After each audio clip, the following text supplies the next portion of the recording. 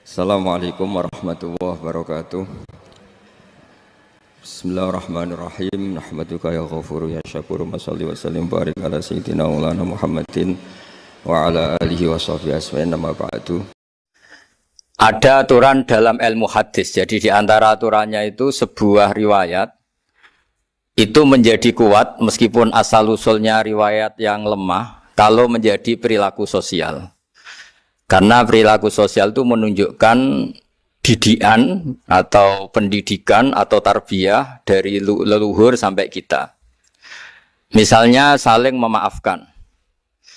Itu hadis tentang persisnya saling memaafkan mungkin banyak yang masalah ketika teksnya ada yang sampai menyebut fatasofaha salaman. Bisa orang berdebat hukumnya salaman kayak apa, apalagi musim sekarang. Orang saling curiga untuk nggak salaman itu.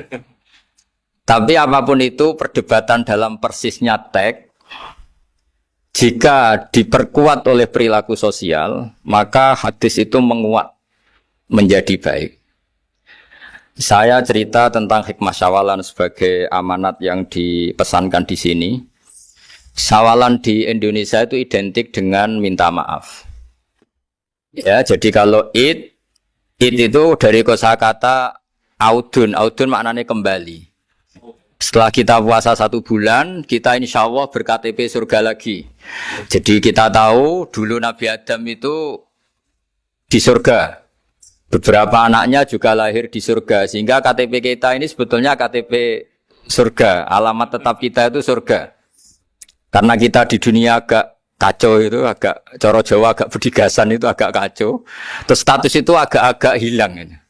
Semoga agak hilang betul. Nah, dengan Ramadan itu status itu dikembalikan. Makanya banyak ulama mengatakan al-aid minal audi. Dari kata kembali, kita yang dulu penduduk surga, insya Allah barokahnya Ramadan yang diterima, itu menjadi status penduduk surga lagi. Disebut minal aidin. Kita kembali lagi ke fitrah, kembali lagi ke status kehambaan yang benar. Sehingga kita layak menjadi ahli surga. Saya mulai dari status kehambaan. Memang untuk menjadi ahli surga itu kita tidak boleh menandingi Tuhan, menandingi kekuasaan Allah. Sehingga syarat dasar masuk surga itu harus abdullah. Kita berstatus hambanya Allah. Disebut fadkhuli fi ibadi. Masuklah dulu sebagai hambaku. Jadi kita berstatus sebagai hambanya. Baru setelah layak jadi hambanya, baru wadkhuli jannati. Baru berstatus layak sebagai ahli surga. Jadi status kehambaan ini kita mantapkan dulu. Jangan ada status lain kita di depan Allah kecuali status kehambaan. Saya punya analogi dan itu saya ulang-ulang karena di antara ciri Quran itu mengulang-ulang sesuatu yang harus jadi pegangan. Saya ulang lagi, di antara ciri Quran itu mengulang-ulang sesuatu yang jadi pegangan. Jika kita belajar ilmu fisika atau ilmu apa saja, maka kita akan bicara materi sesuai statusnya. Jadi kita harus latihan untuk iman kepada Allah. Saya tanpa mengurangi rasa hormat, saya memberi contoh begini ya. Ini jam, materinya dari besi. Ini kertas, materinya ya kertas. Tentu secara fisik, orang akan bilang jam ini lebih kuat timbang kertas. Dan itu pasti dibenarkan dari segi materi. Tapi kalau Anda beragama dan Anda tahu bahwa pengendali alam raya ini Allah Ta'ala, maka kamu akan bilang, terserah Gus Baha gitu. Bisa saja jam ini saya punya niat saya hancurkan, kertas yang lemah ini saya simpan.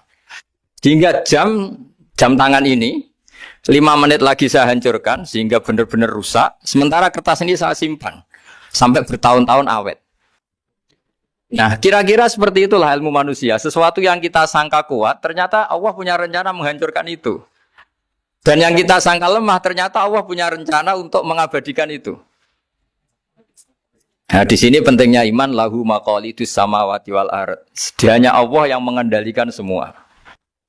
Jadi jangan mentang-mentang kita punya ilmu bahwa materi besi itu lebih kuat timbang kertas, terus kita pastikan bahwa besi lebih awet ketimbang kertas. Kita sisakan satu keyakinan, terserah Allah, terserah pengendalinya. Nah itu agama, bilang terserah pengendalinya itu agama. Ya mungkin tadi aja problem sinyal, saya ulang lagi. Ibarat saya ini megang jam. jam tangan, yang materinya dari besi. Ini kertas yang materinya lemah. Tentu kita akan bilang bahwa jam atau besi lebih kuat ketimbang apa? Kertas. Tapi Anda salah. Anda harusnya ngomong bahwa terserah pengendalinya. Bisa saja saya punya rencana menghancurkan besi ini sehingga 5 menit lagi hancur.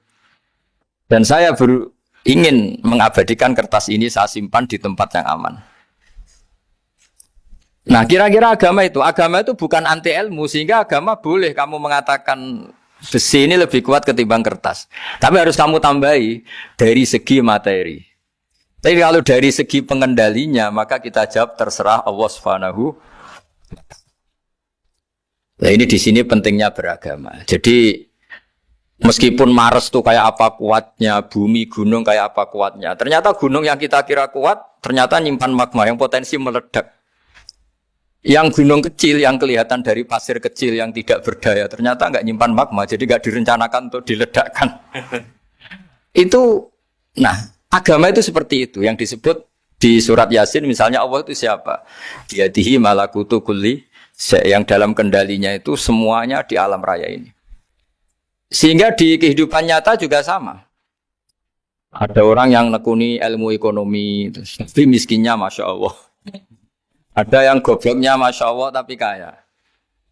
Ada kiai yang punya doa banyak, hidupnya biasa. Yang nggak punya doa kaya. Itu saya pernah baca di sebuah hadis qudsi. Ada riwayat begini. Nabi Musa ketemu Allah ditanya. Limadha kata Allah. Kenapa saya memberi rezeki orang yang bodoh? Mak itu orang yang bodoh sekali. Kadang tak ciptakan dia jadi orang kaya. Dan yang pintar ekonomi kadang tak ciptakan jadi orang miskin. Si Nabi ini tanya, kenapa ya Allah? Supaya dia tahu yang mengendalikan rezeki itu saya, bukan ilmunya dia katanya. Jadi banyak orang, misalnya kita yang pintar, dipekerjakan orang yang nggak pintar, yang punya pabrik tidak pintar, mengerjakan orang yang pintar.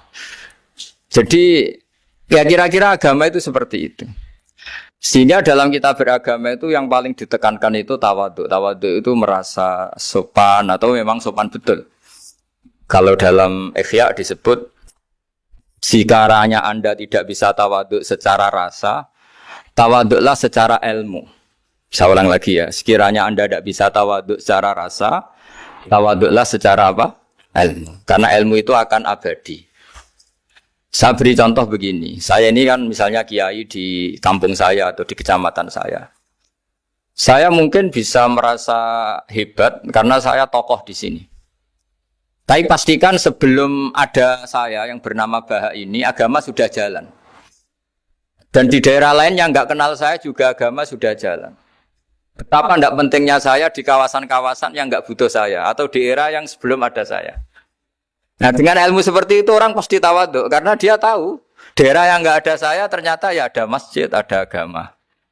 Periode yang sebelum ada saya juga agama jalan. Sehingga kita tidak kumo luhur, wah kalau nggak ada saya agama nggak jalan. Zaman Wali Songo tidak ada saya agama ya jalan. Ekonomi juga gitu. Kalau Anda pakar ekonomi yang mensejahterakan rakyat, cara tawadhu itu kalau nggak bisa dengan rasa, dengan ilmu. Sebelum ada kamu banyak orang kaya, banyak orang yang nggak kenal kamu juga kaya. Banyak periode yang saat itu udah ada Anda juga kaya. Berarti Anda ini tidak siapa-siapa.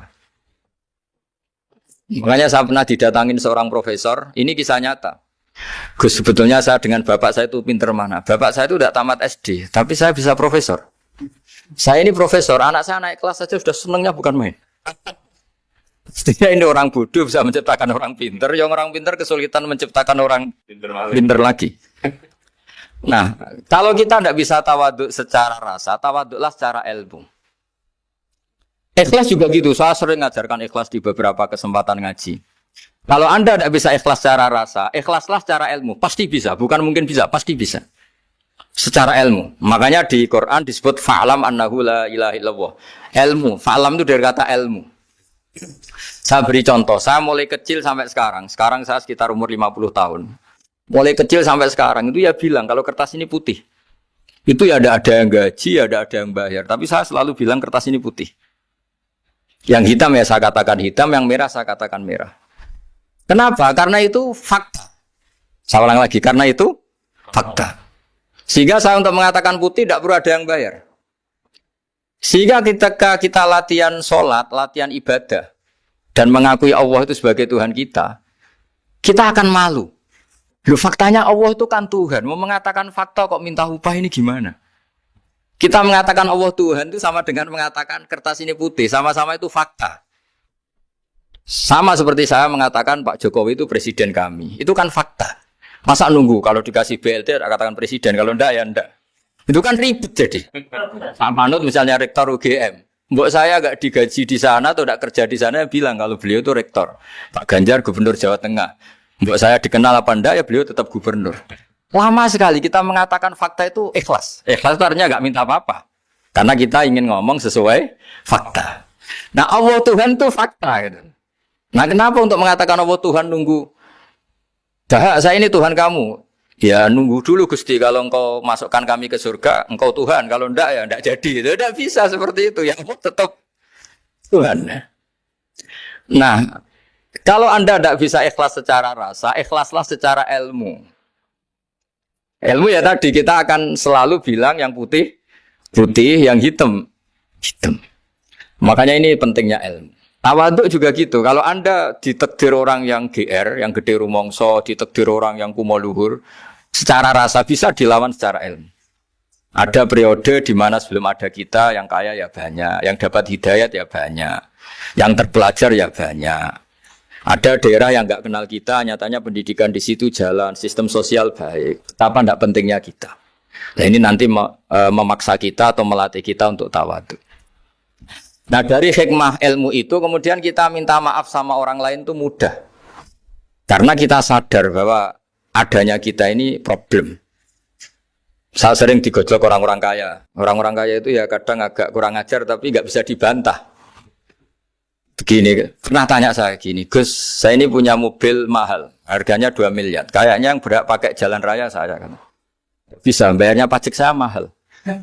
Sehingga kayaknya paling pantas saya. Yang naik ontel itu kan nggak bayar pajak. Harusnya nggak boleh pakai jalan gitu. Terus saya bilang, mbah-mbahnya yang naik ontel itu pejuang, bapak kamu enggak. Kata. Kamu enggak warisnya. Kata. Artinya, ada teori dalam kitab hikam itu kitab tasawuf dalam pesantren. Itu kebaikan saja di soal. Misalnya begini, kita ini bangga sebagai urip yang tertib, hidup yang tertib di kantor, di tempat-tempat pekerjaan. Tapi kalau itu semua terjadi, kalau ada kecelakaan di jalan itu nggak ada yang nolong langsung. SAR paling efektif, tim penolong paling efektif itu ya orang-orang nganggur itu. Orang-orang yang di jalan-jalan di perapatan itu kalau ada kecelakaan langsung nolong. Itu nanti ambulan itu yang kedua, ketiga, yang nolong pertama ya orang-orang yang nganggur-nganggur di jalan itu. Ada orang tersesat nolong. Maka ketika seorang sahabat tanya, ya Rasulullah kalau engkau melarang kita jagongan di jalan itu kita tidak bisa. Tapi kata Nabi, ya silahkan saja tapi adu haqqat thoriq. Kamu di jalan itu datangkan. Apa itu? Ya kamu bisa amar ma'ruf nahi mungkar. Coba kalau di terminal, di tempat publik banyak orang yang soleh itu nanti copet ya sungkan. Yang mau jambret ya sungkan karena yang di situ orang-orang soleh. Nanti yang enggak sholat juga sungkan karena yang di situ banyak yang sholat. Jadi kenyamanan orang pergi jauh di tempat-tempat sepi itu ya barokahnya orang-orang nganggur terus ngaji, wah nengkono masih rame ada orang yang di perapatan di pertigaan.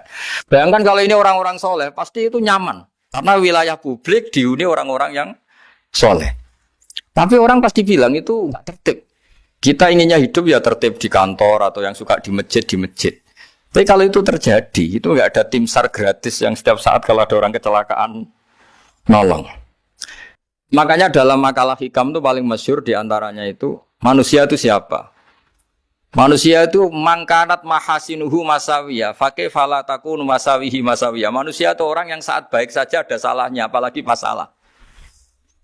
Jadi kalau kamu punya toko, lagi laris, dan saat laris itu Anda ngerumat keluarga Anda melakukan kebaikan pada keluarga Anda. Pasti ada toko lain yang termahjubkan, yang tersingkirkan. Makanya saya pernah diskusi sama kiai besar, guyonan sama saya. Kita kalau kiai besar sebaiknya kalau diundang di musala kecil datang apa enggak? Kata kiai yang satu, jangan datang Gus, itu jatahnya kiai kecil. Terus kata yang satu, datang Gus sebagai bukti tawaduk bahwa kita kiai besar pun mau diundang yang kecil. Akhirnya kita ini ya kadang datang kadang enggak, karena kadang kita enggak datang supaya jatah rezeki kiai kecil enggak terambil. Kadang ya mau datang supaya dikira tawaduk. Makanya kalau seorang profesor sering turba di bawah itu ya kasihan yang S1, SPDI itu kan nanti enggak jadi bintang kalau profesornya sering turun. Kalah terus itu. Jadi kadang-kadang itu orang itu harus berpikir secara ilmu, jangan rasa terus. Jadi itu ilmu. Jadi semua yang kebaikan yang kita lakukan itu secara ilmiah bisa diperdebatkan. Ada orang senang ngomong serius supaya bangsa ini maju. Tapi bapak saya itu pesan saya, kamu kalau ngiyai itu jangan sering ngomong serius kan. Masyarakat sudah capek mikir utang, mikir keluarga. Begitu sowan kiai dijak ngomong serius lagi nanti capek kan. Sehingga kiai-kiai dulu itu kalau ketemu orang ya guyon terus. Karena tahu masyarakat sudah capek. Sudah banyak yang takut tanggal kredit gitu. Sudah takut tanggal kredit, takut problem sowan kiai diancam neraka lagi itu kan ketakutan berkali-kali. Jadi makanya ini kan kebaikan itu dievaluasi karena kita tidak nabi, tidak wali. Jadi kalau kata hikam itu apa yang Anda kira baik itu ada masalah. Apalagi sedang masalah. Saya sering cerita ada orang suami istri harmonis sekali. Itu tanyakan ibunya, pasti mulai gak peduli dengan ibunya karena terlalu harmonis dengan istri. Itu pasti bukan mungkin lagi. Jadi jangan tanya istrinya, tanya ibunya. Oh, jok nikah lupa saya. Ngalor ngidul sama istrinya. Tanyakan temannya. Wah itu jok nikah lupa temennya. Tapi yang baik sama teman, tanyakan istrinya. Jatah belanja untuk ngopi. Begitu terus itu. Jadi siklus sosial itu. Nah di sini pentingnya saling minta maaf. Karena dalam kebaikan kita pasti ada kesalahan. Ketika karir kita baik di pemerintahan maupun di kampus, pasti dengan sendirinya ada yang agak tersingkirkan. Meskipun itu sudah hukum alam. Tapi apapun itu kita harus minta maaf. Makanya banyak saya sering cerita berkali-kali. Dulu itu ada dua nabi yang seangkatan. Itu luar biasa debat ilmiahnya. Tapi debat baik. Mulai dulu ya ada polemik itu ya mulai dulu ya ada. Yang Nabi Yahya itu suka berkawan orang-orang soleh. Kalau ditanya kenapa kamu berkawan orang-orang soleh? Ya enak lah. Karena berkawan orang soleh. Yang Nabi Isa sering berkawan orang-orang yang enggak jelas. Ditanya, kenapa Anda suka berkawan orang-orang yang enggak jelas? Innama ana tabibun udawil mardo. Nabi dan kiai itu ibarat dokter, ya tentu menyembuhkan yang sakit. Kalau Anda seorang dokter, pasti neliti daerah-daerah pandemi. Masa neliti daerah sehat? Nah, jadi dulu Bapak wasiat ke saya gitu. Kowe nak dadi kiai kok bengkel. Jadi kiai itu kayak bengkel. Kalau enggak siap dadane orang enggak jelas ya jangan jadi kiai kan. Itu ya, tapi kan masalahnya kita sendiri solehnya pas-pasan, takut terkontaminasi. Jadi yang jelek bukan jadi baik. Kita yang baik jadi jelek. Nah itu kan mulai dulu ya polemik. Sejauh mana kita punya kekuatan untuk tidak terpengaruh yang negatif. Yang negatif terpengaruh kita menjadi positif. Jadi ini cerita-cerita sawalan bahwa dalam kebaikan kita itu ada kesalahan. Maka kita tetap istighfar, tetap saling minta maaf. Dulu bapak saya kalau diceritain ada seorang kiai sampai sepuh jadi imam masjid, istiqomah sekali. Dulu bapak saya itu guyu. Ya istiqomah, tapi wong liya terus ra iso dadi kader. Jadi calon-calon kiai ini sudah putus asa karena enggak pernah punya kesempatan jadi imam. Jadi di balik istiqomah itu ya ada memahjubkan orang lain. Makanya alhamdulillah di Indonesia itu ada pegawai pensiun. Kalau enggak habis itu. Karena yang anyar-anyar itu mesti ini kurang pengalaman, ini kurang senior. Tapi barokahnya ada pensiun kan gantian. Ini masalahnya di dunia kiai itu udah ada pensiun. Tambah sepuh tambah mantap, tambah sepuh tambah mantap. Nah itu sebaiknya ya mulai mundur-mundur sedikit dari imam masjid itu. Ya nyari-nyari yang lain lah supaya ada kaderisasi, ada. Jadi intinya itu di balik kebaikan yang kita lakukan pun itu ada masalah sehingga kita butuh istighfar. Di sini pentingnya dawuhnya para wali-wali, dulu ada istilah wastighfaruna yahtaju ilal istighfar. Ketika kita minta maaf, sebetulnya minta maaf sendiri itu butuh minta maaf lagi. Minta maaf lagi itu butuh minta maaf lagi. Misalnya saya dengan Mas Hilmi ini akrab, pernah pakai uangnya misalnya. Itu kadang kita bayar itu malah tersinggung. Kok kayak orang lain saja bayar. Minta maaf juga gitu. Kalau kamu punya teman akrab, terus minta maaf resmi itu tersinggung. Kayak wong liya ae dulu sepuro. Jadi kadang untuk sepuro itu malah masalah. Itu kan sama, kamu punya teman akrab terus kalau mau main, assalamualaikum, sakit masuk nopo boten, angsal boten. Boleh enggak main, itu mesti teman kamu tersinggung. Kok kayak orang lain saja. Artinya ketika Anda merasa benar karena protokoler ketika masuk ke teman, ternyata itu salah. Teman kamu maunya enggak protokoler karena sudah akrab. Tapi ketika kita merasa akrab, ternyata selonang-selonang dianggap problem, kita tidak pernah tahu. Nah di sini kata ulama-ulama, minta ampun itu kebutuhan manusia. Karena dalam kebaikan kita, pasti ada kesalahan. Makanya disebut, wastighfaruna yahtaju ilal istighfar. Kita selalu diajari, Rabbana zolamna anfusana. Ya Allah, kita ini selalu mendolimi diri kita sendiri. Jadi saat kita baik pun, ada unsur kesalahan. Yaitu tadi, kalau Anda jadi orang pasti ada yang termahjubkan. Kalau Anda kiai besar atau profesor atau pejabat turun ke bawah. Ya kalau gubernur turun terus ya bupati gak jadi bintang. Kalau saya kiai besar misalnya turun terus ya kiai kampung itu ya kasihan. Yang saya pernah diundang Manakipan tidak datang itu kiai kecil bilang, matur nuwun Gus gak teko. Aduh iwake gak untuk saya katanya. Barokahnya saya ada. Itu lucu ya, matur nuwun betul. Matur nuwun Gus jenengan gak dugi jadi. Akhirnya jatah besarnya untuk saya. Nah, tapi yang punya rumah komplain. Gus udah ngeratau teko PP aku wong cilik. Nah, ini saya harus mendahulukan versi Soibul Bait yang punya rumah apa versi kiai yang termakjubkan. Artinya pilihan apapun saya harus istighfar karena ada saja unsur salahnya. Ya makanya ini kan ya saya minta UGM juga saya sering undang saya terus nanti dikira karena kampus besar Gus mau juga keliru lagi. Kalau 1-2 kali mungkin boleh, kalau keseringan ya nggak boleh. Nanti itu dikira saya maunya hanya sama kampus besar, padahal saya sama RT ya sering datang juga. Nah ini yang terakhir saya bacakan teks otoritatif sebagaimana janji saya. Kata Rasulullah SAW di sebuah hadis. Ini terakhir nanti supaya nggak lama-lama saya juga punya wadhifah. Ada orang itu punya hutang. Hutang itu ya hutang, memang hutang. Singkat cerita orang itu tidak bisa bayar sampai akhirat. Dan aturannya Allah, orang yang punya hutang tidak bisa bayar ini harus diaudit, harus diselesaikan di akhirat. Kalau tidak bisa diselesaikan di dunia, diselesaikan di akhirat. Walhasil akhirnya di akhirat itu ditagih dan tidak mampu bayar. Karena di akhirat sudah tidak ada kredit, tidak ada ATM, tidak ada apa saja. Terus kata Allah solusinya kebaikan kamu dikasihkan yang ngutangi. Ternyata kebaikan dia tidak cukup juga. Bayarnya apa? Kejelekan yang ngutangin dikasihkan yang utang. Kayak apa celakanya? Kebetulan yang ngutangi salahnya banyak, ini kan repot. Tapi Allah itu tidak suka kalau ada orang mukmin yang satu saudara kemudian masuk neraka karena saudaranya ini. Kata Allah, jika ini masuk neraka berarti disebabkan komplain atau ketidakikhlasan temannya yang mukmin. Masa orang mukmin menyebabkan mukmin yang lain masuk neraka? Allah tidak ingin. Makanya di antara nikmatnya beragama itu ukhuwah, persaudaraan. Baik persaudaraan atas nama iman atau atas nama kebangsaan atau atas nama kemanusiaan.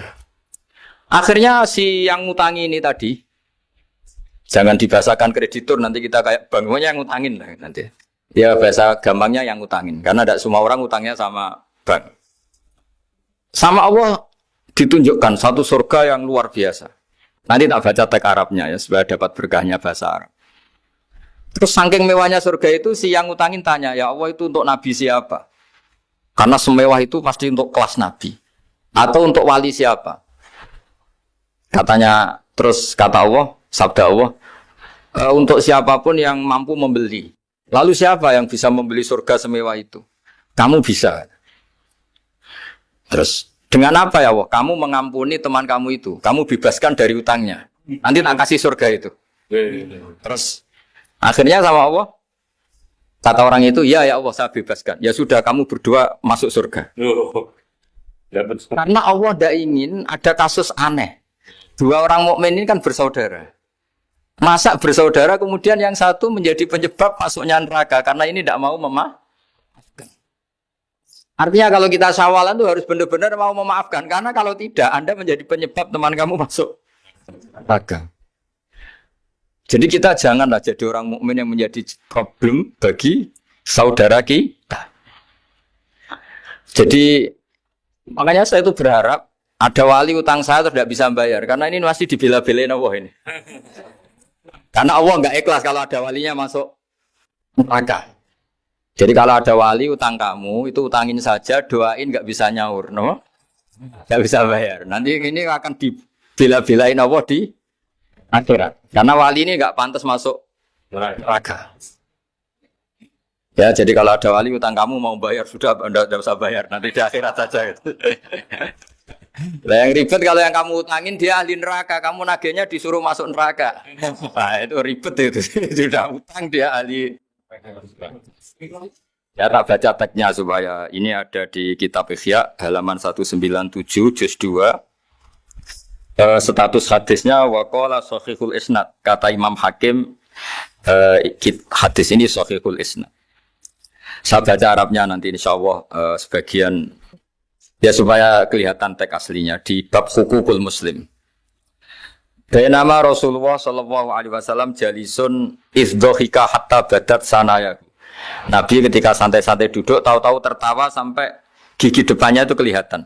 Jadi tertawa sangat sampai gigi depannya kelihatan. Yang notabene beliau sering hanya senyum, kali ini tertawa betul sampai gigi depannya kelihatan. Faqala Umaru radhiyallahu anhu ya Rasulullah bi abi anta wa ummi mal ladzi adhakaka. Apa yang bikin kau sampai tertawa seperti itu? Qala rajulani min ummati jasaya baina yaday rabbil izzah.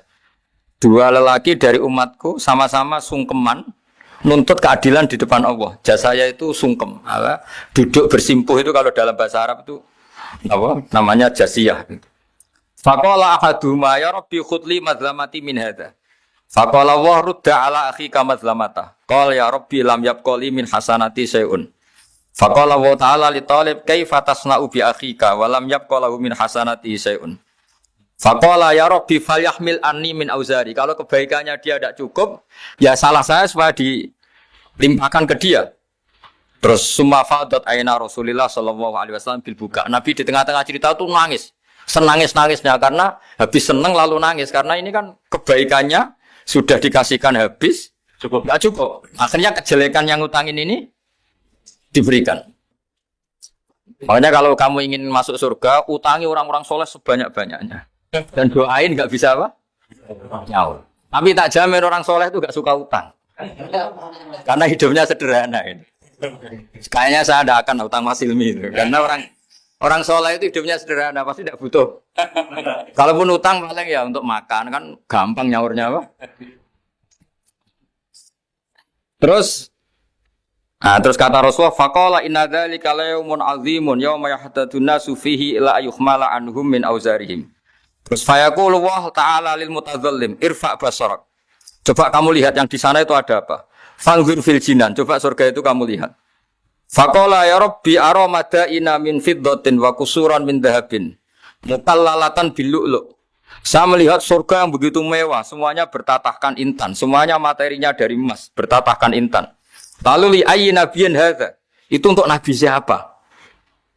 Terus awli ayyi siddiqin awli ayyi syahidin. Terus qala Allah hadza liman a'tas saman. Itu untuk siapa saja yang mampu beli. Qal ya rabbi wa may yamliku dzalik? Siapa mampu beli surga semewah itu? Terus kata Allah anta tamliku, kamu bisa. Qal bimadza ya rabbi, dengan apa? Qal bi afwika an akhika. Cukup kamu memaafkan saudara.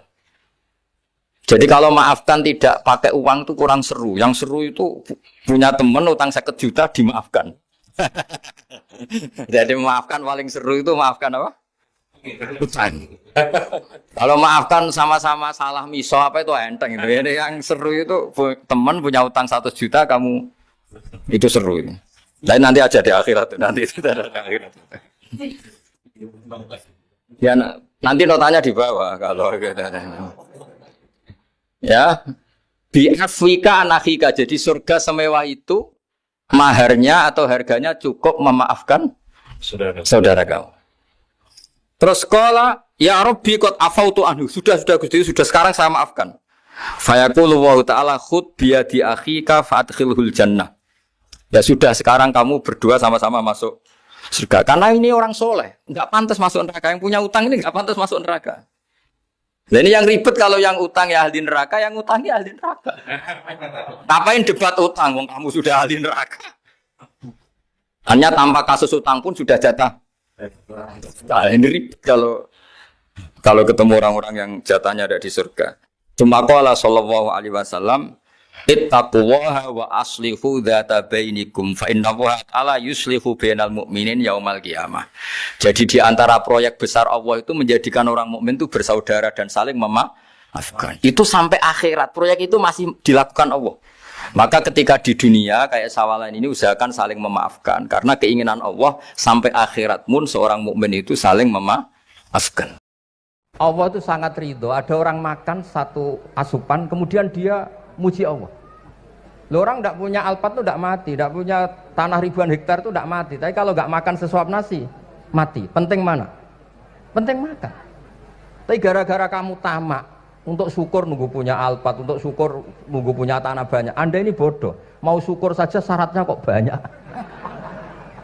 Wa min ayatihi manamukum billaili wan nahar. Masa iya tidur yang ngorok semua turunnya secara jelas kok jadi wamin ayatihi.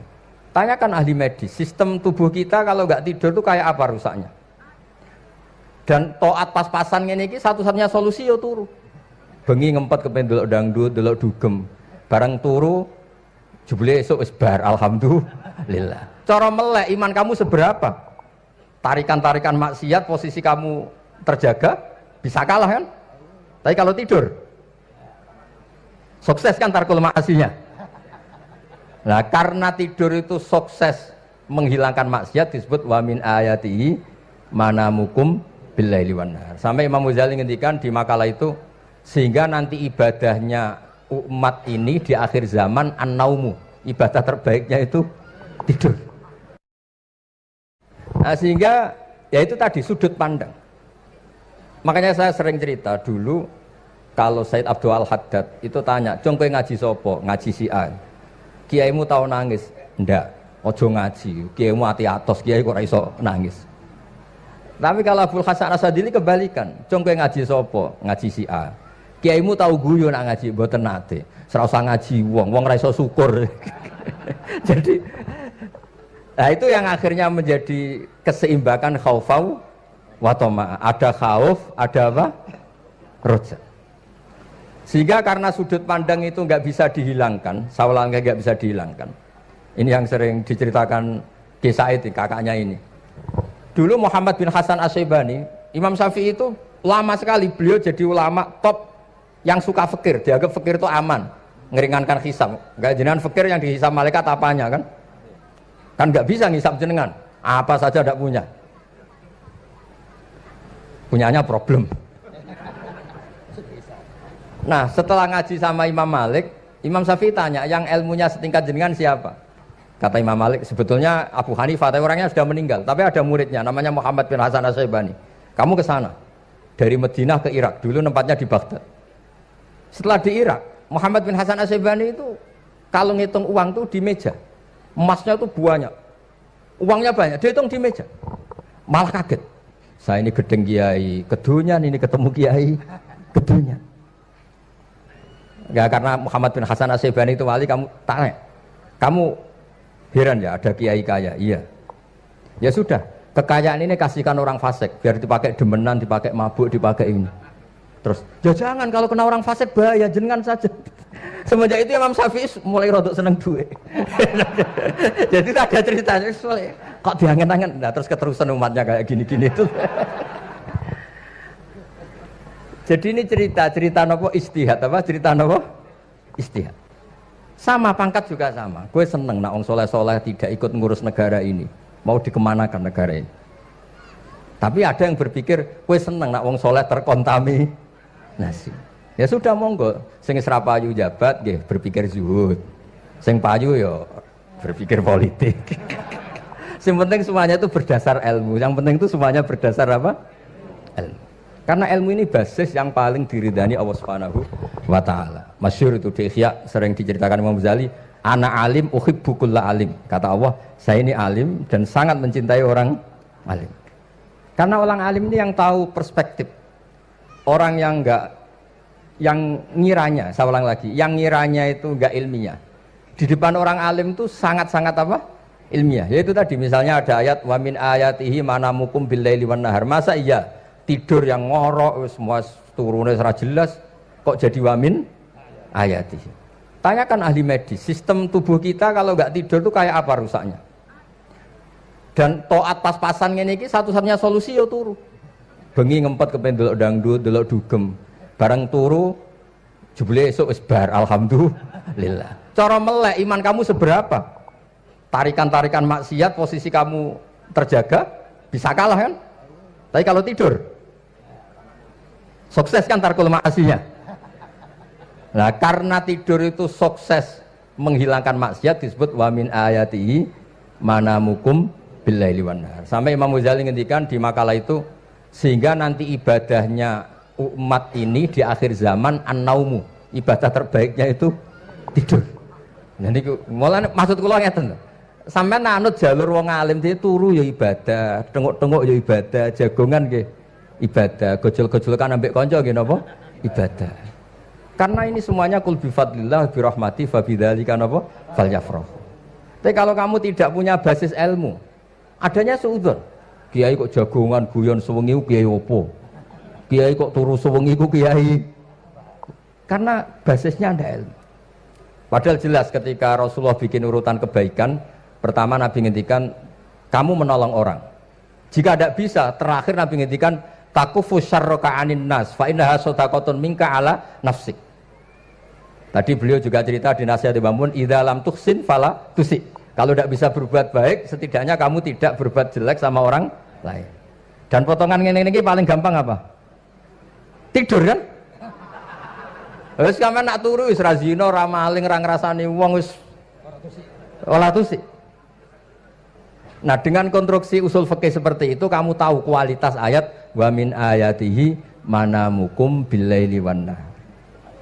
Ya sama, ternyata makan itu yang menjaga nyawa. Ternyata makan itu yang menjadikan syukur. Kalau kamu nggak percaya puasa.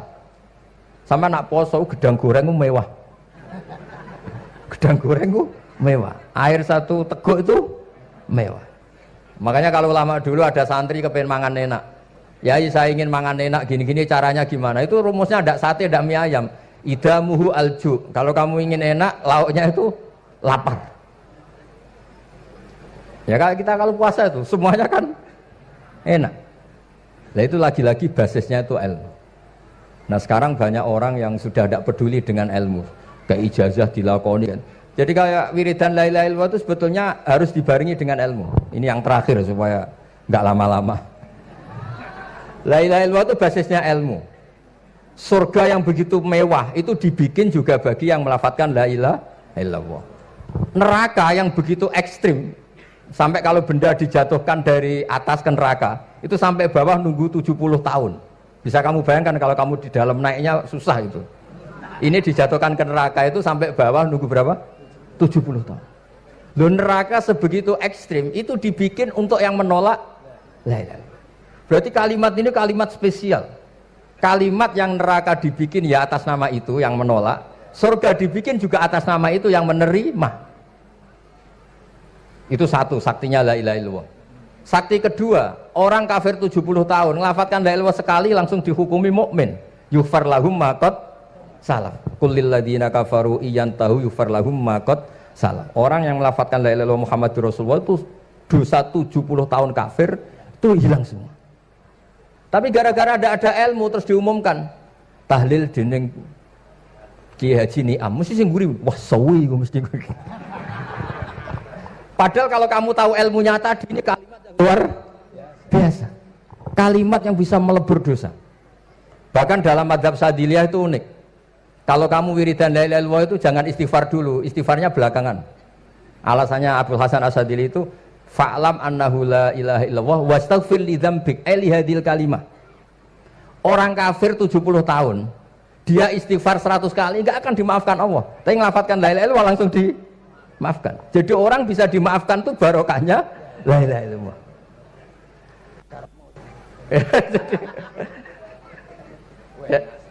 Ya kan?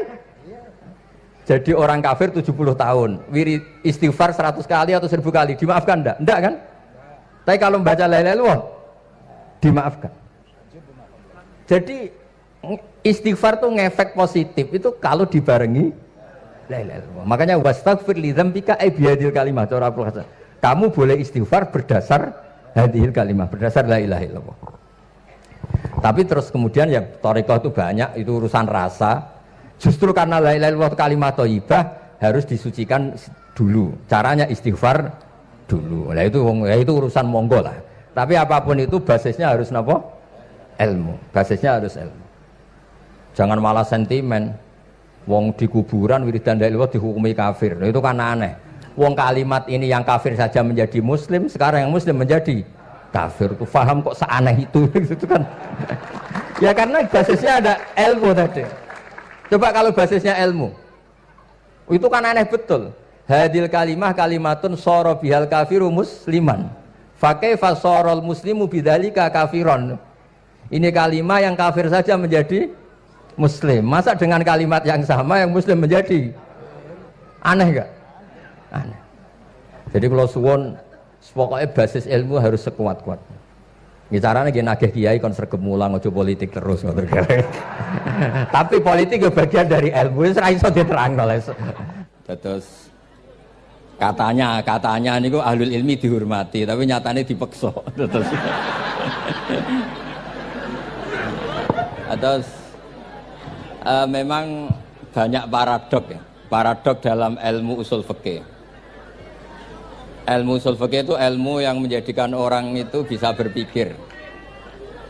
Terus kalau tak cerita tentang pertama tentang Ki Agil sing al-ma'ruf bi ahli nahwi.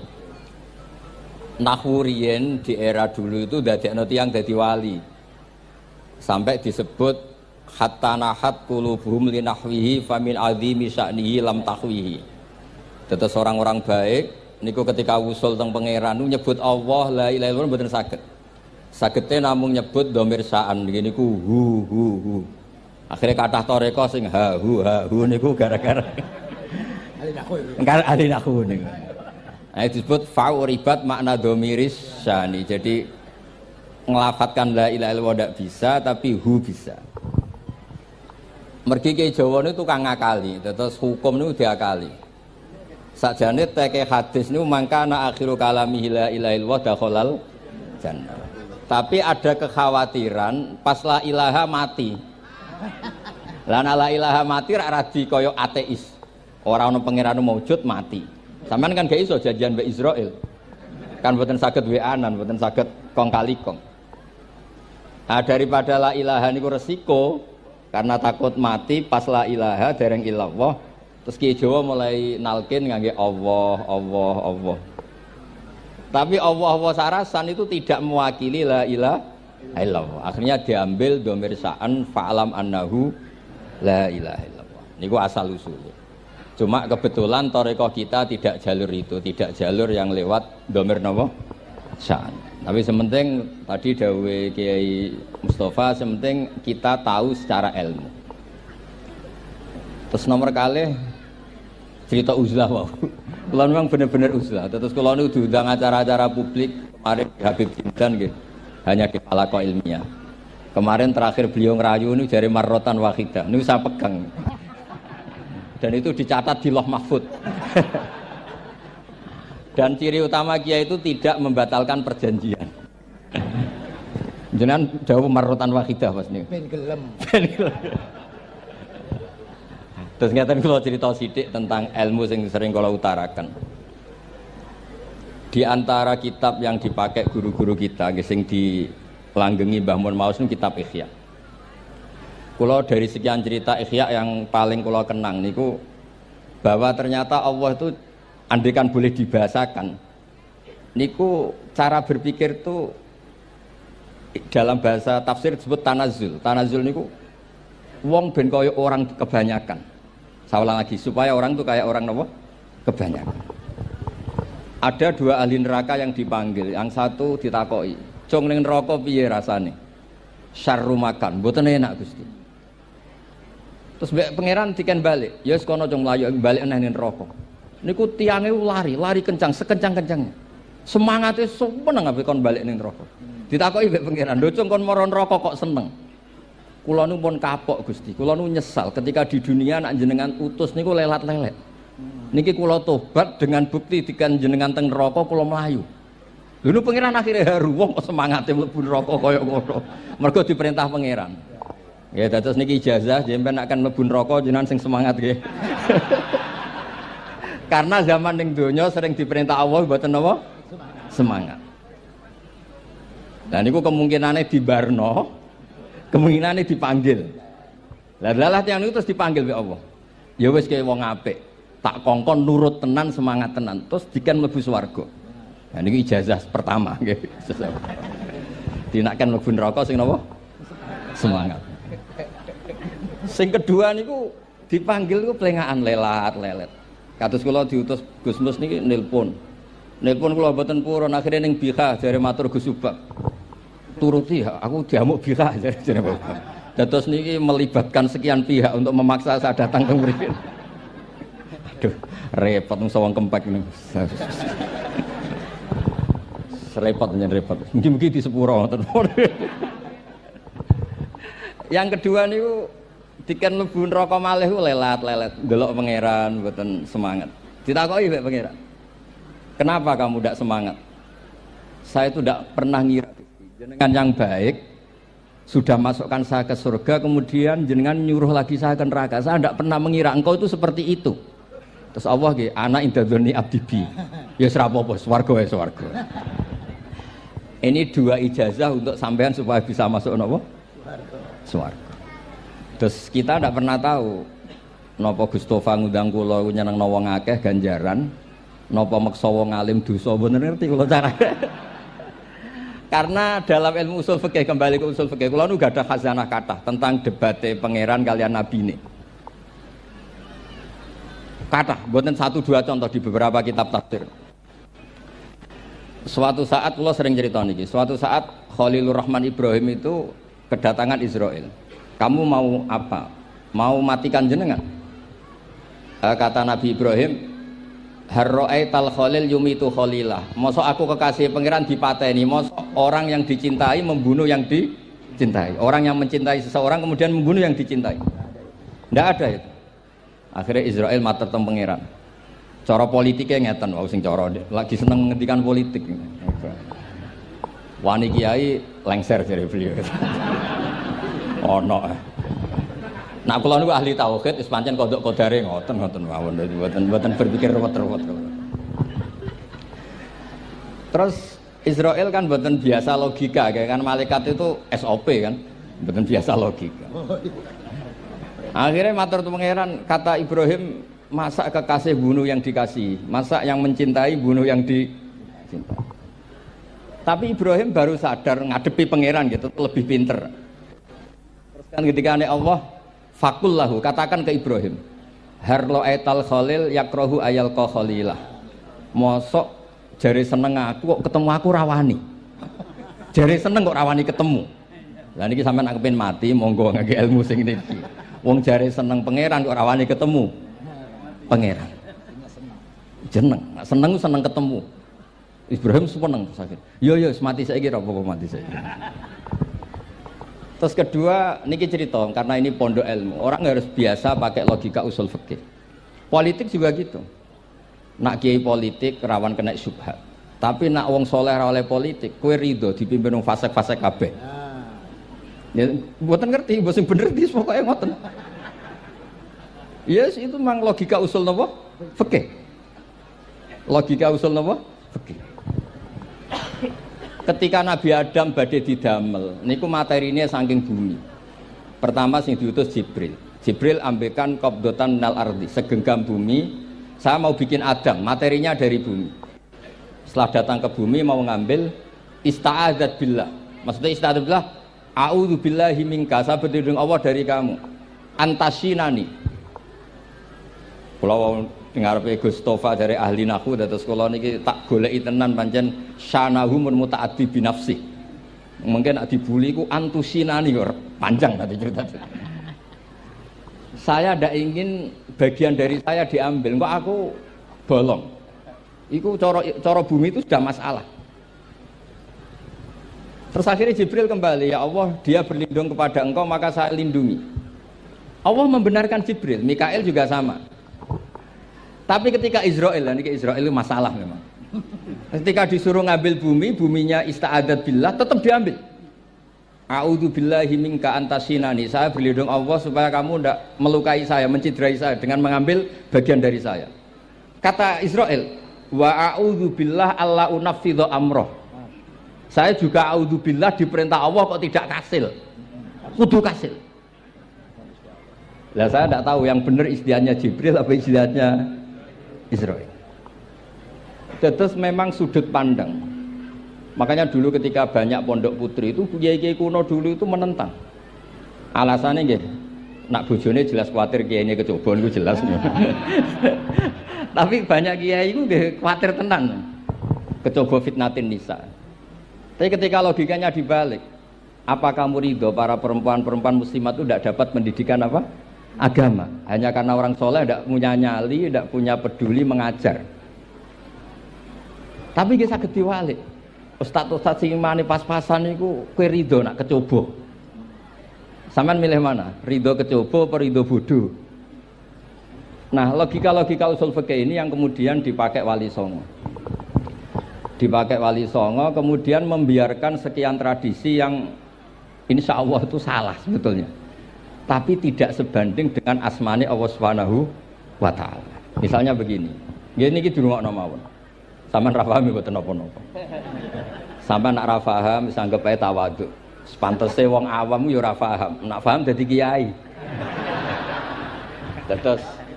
Terus biasa mawon sampean arah paham aja tersiksa. Umpamanya jenengan mboten kiai kok kon paham.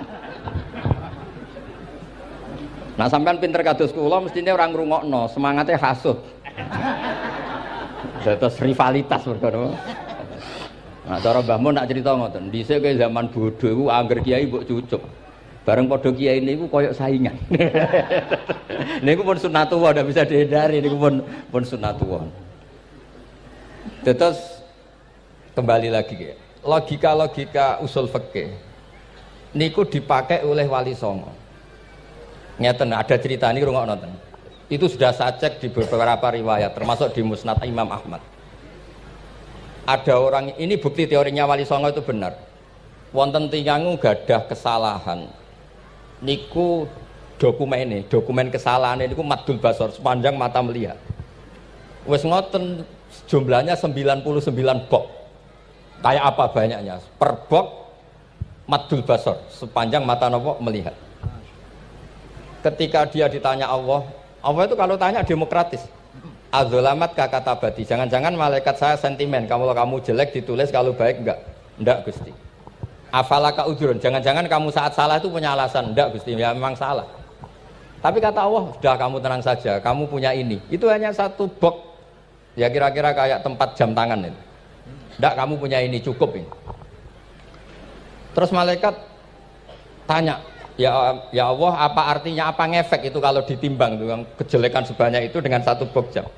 Orang ini juga bilang, Gusti sudah tidak usah ditimbang, nggak ngefek itu pasti kalah. Tapi setelah ditimbang menang yang satu bok kecil tadi. Karena di situ adalah la ilaha illallah Muhammadur Rasulullah. Jadi malaikat diancam sama Allah, kamu berani tidak mempertimbangkan nama saya?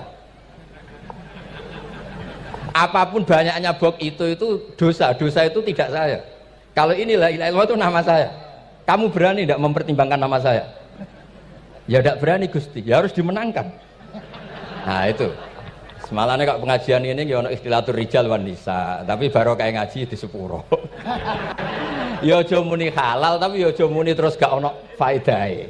Sepuro. Di sepuro insyaallah. Karena kalau nuruti harus steril halal itu kayaknya tidak bisa.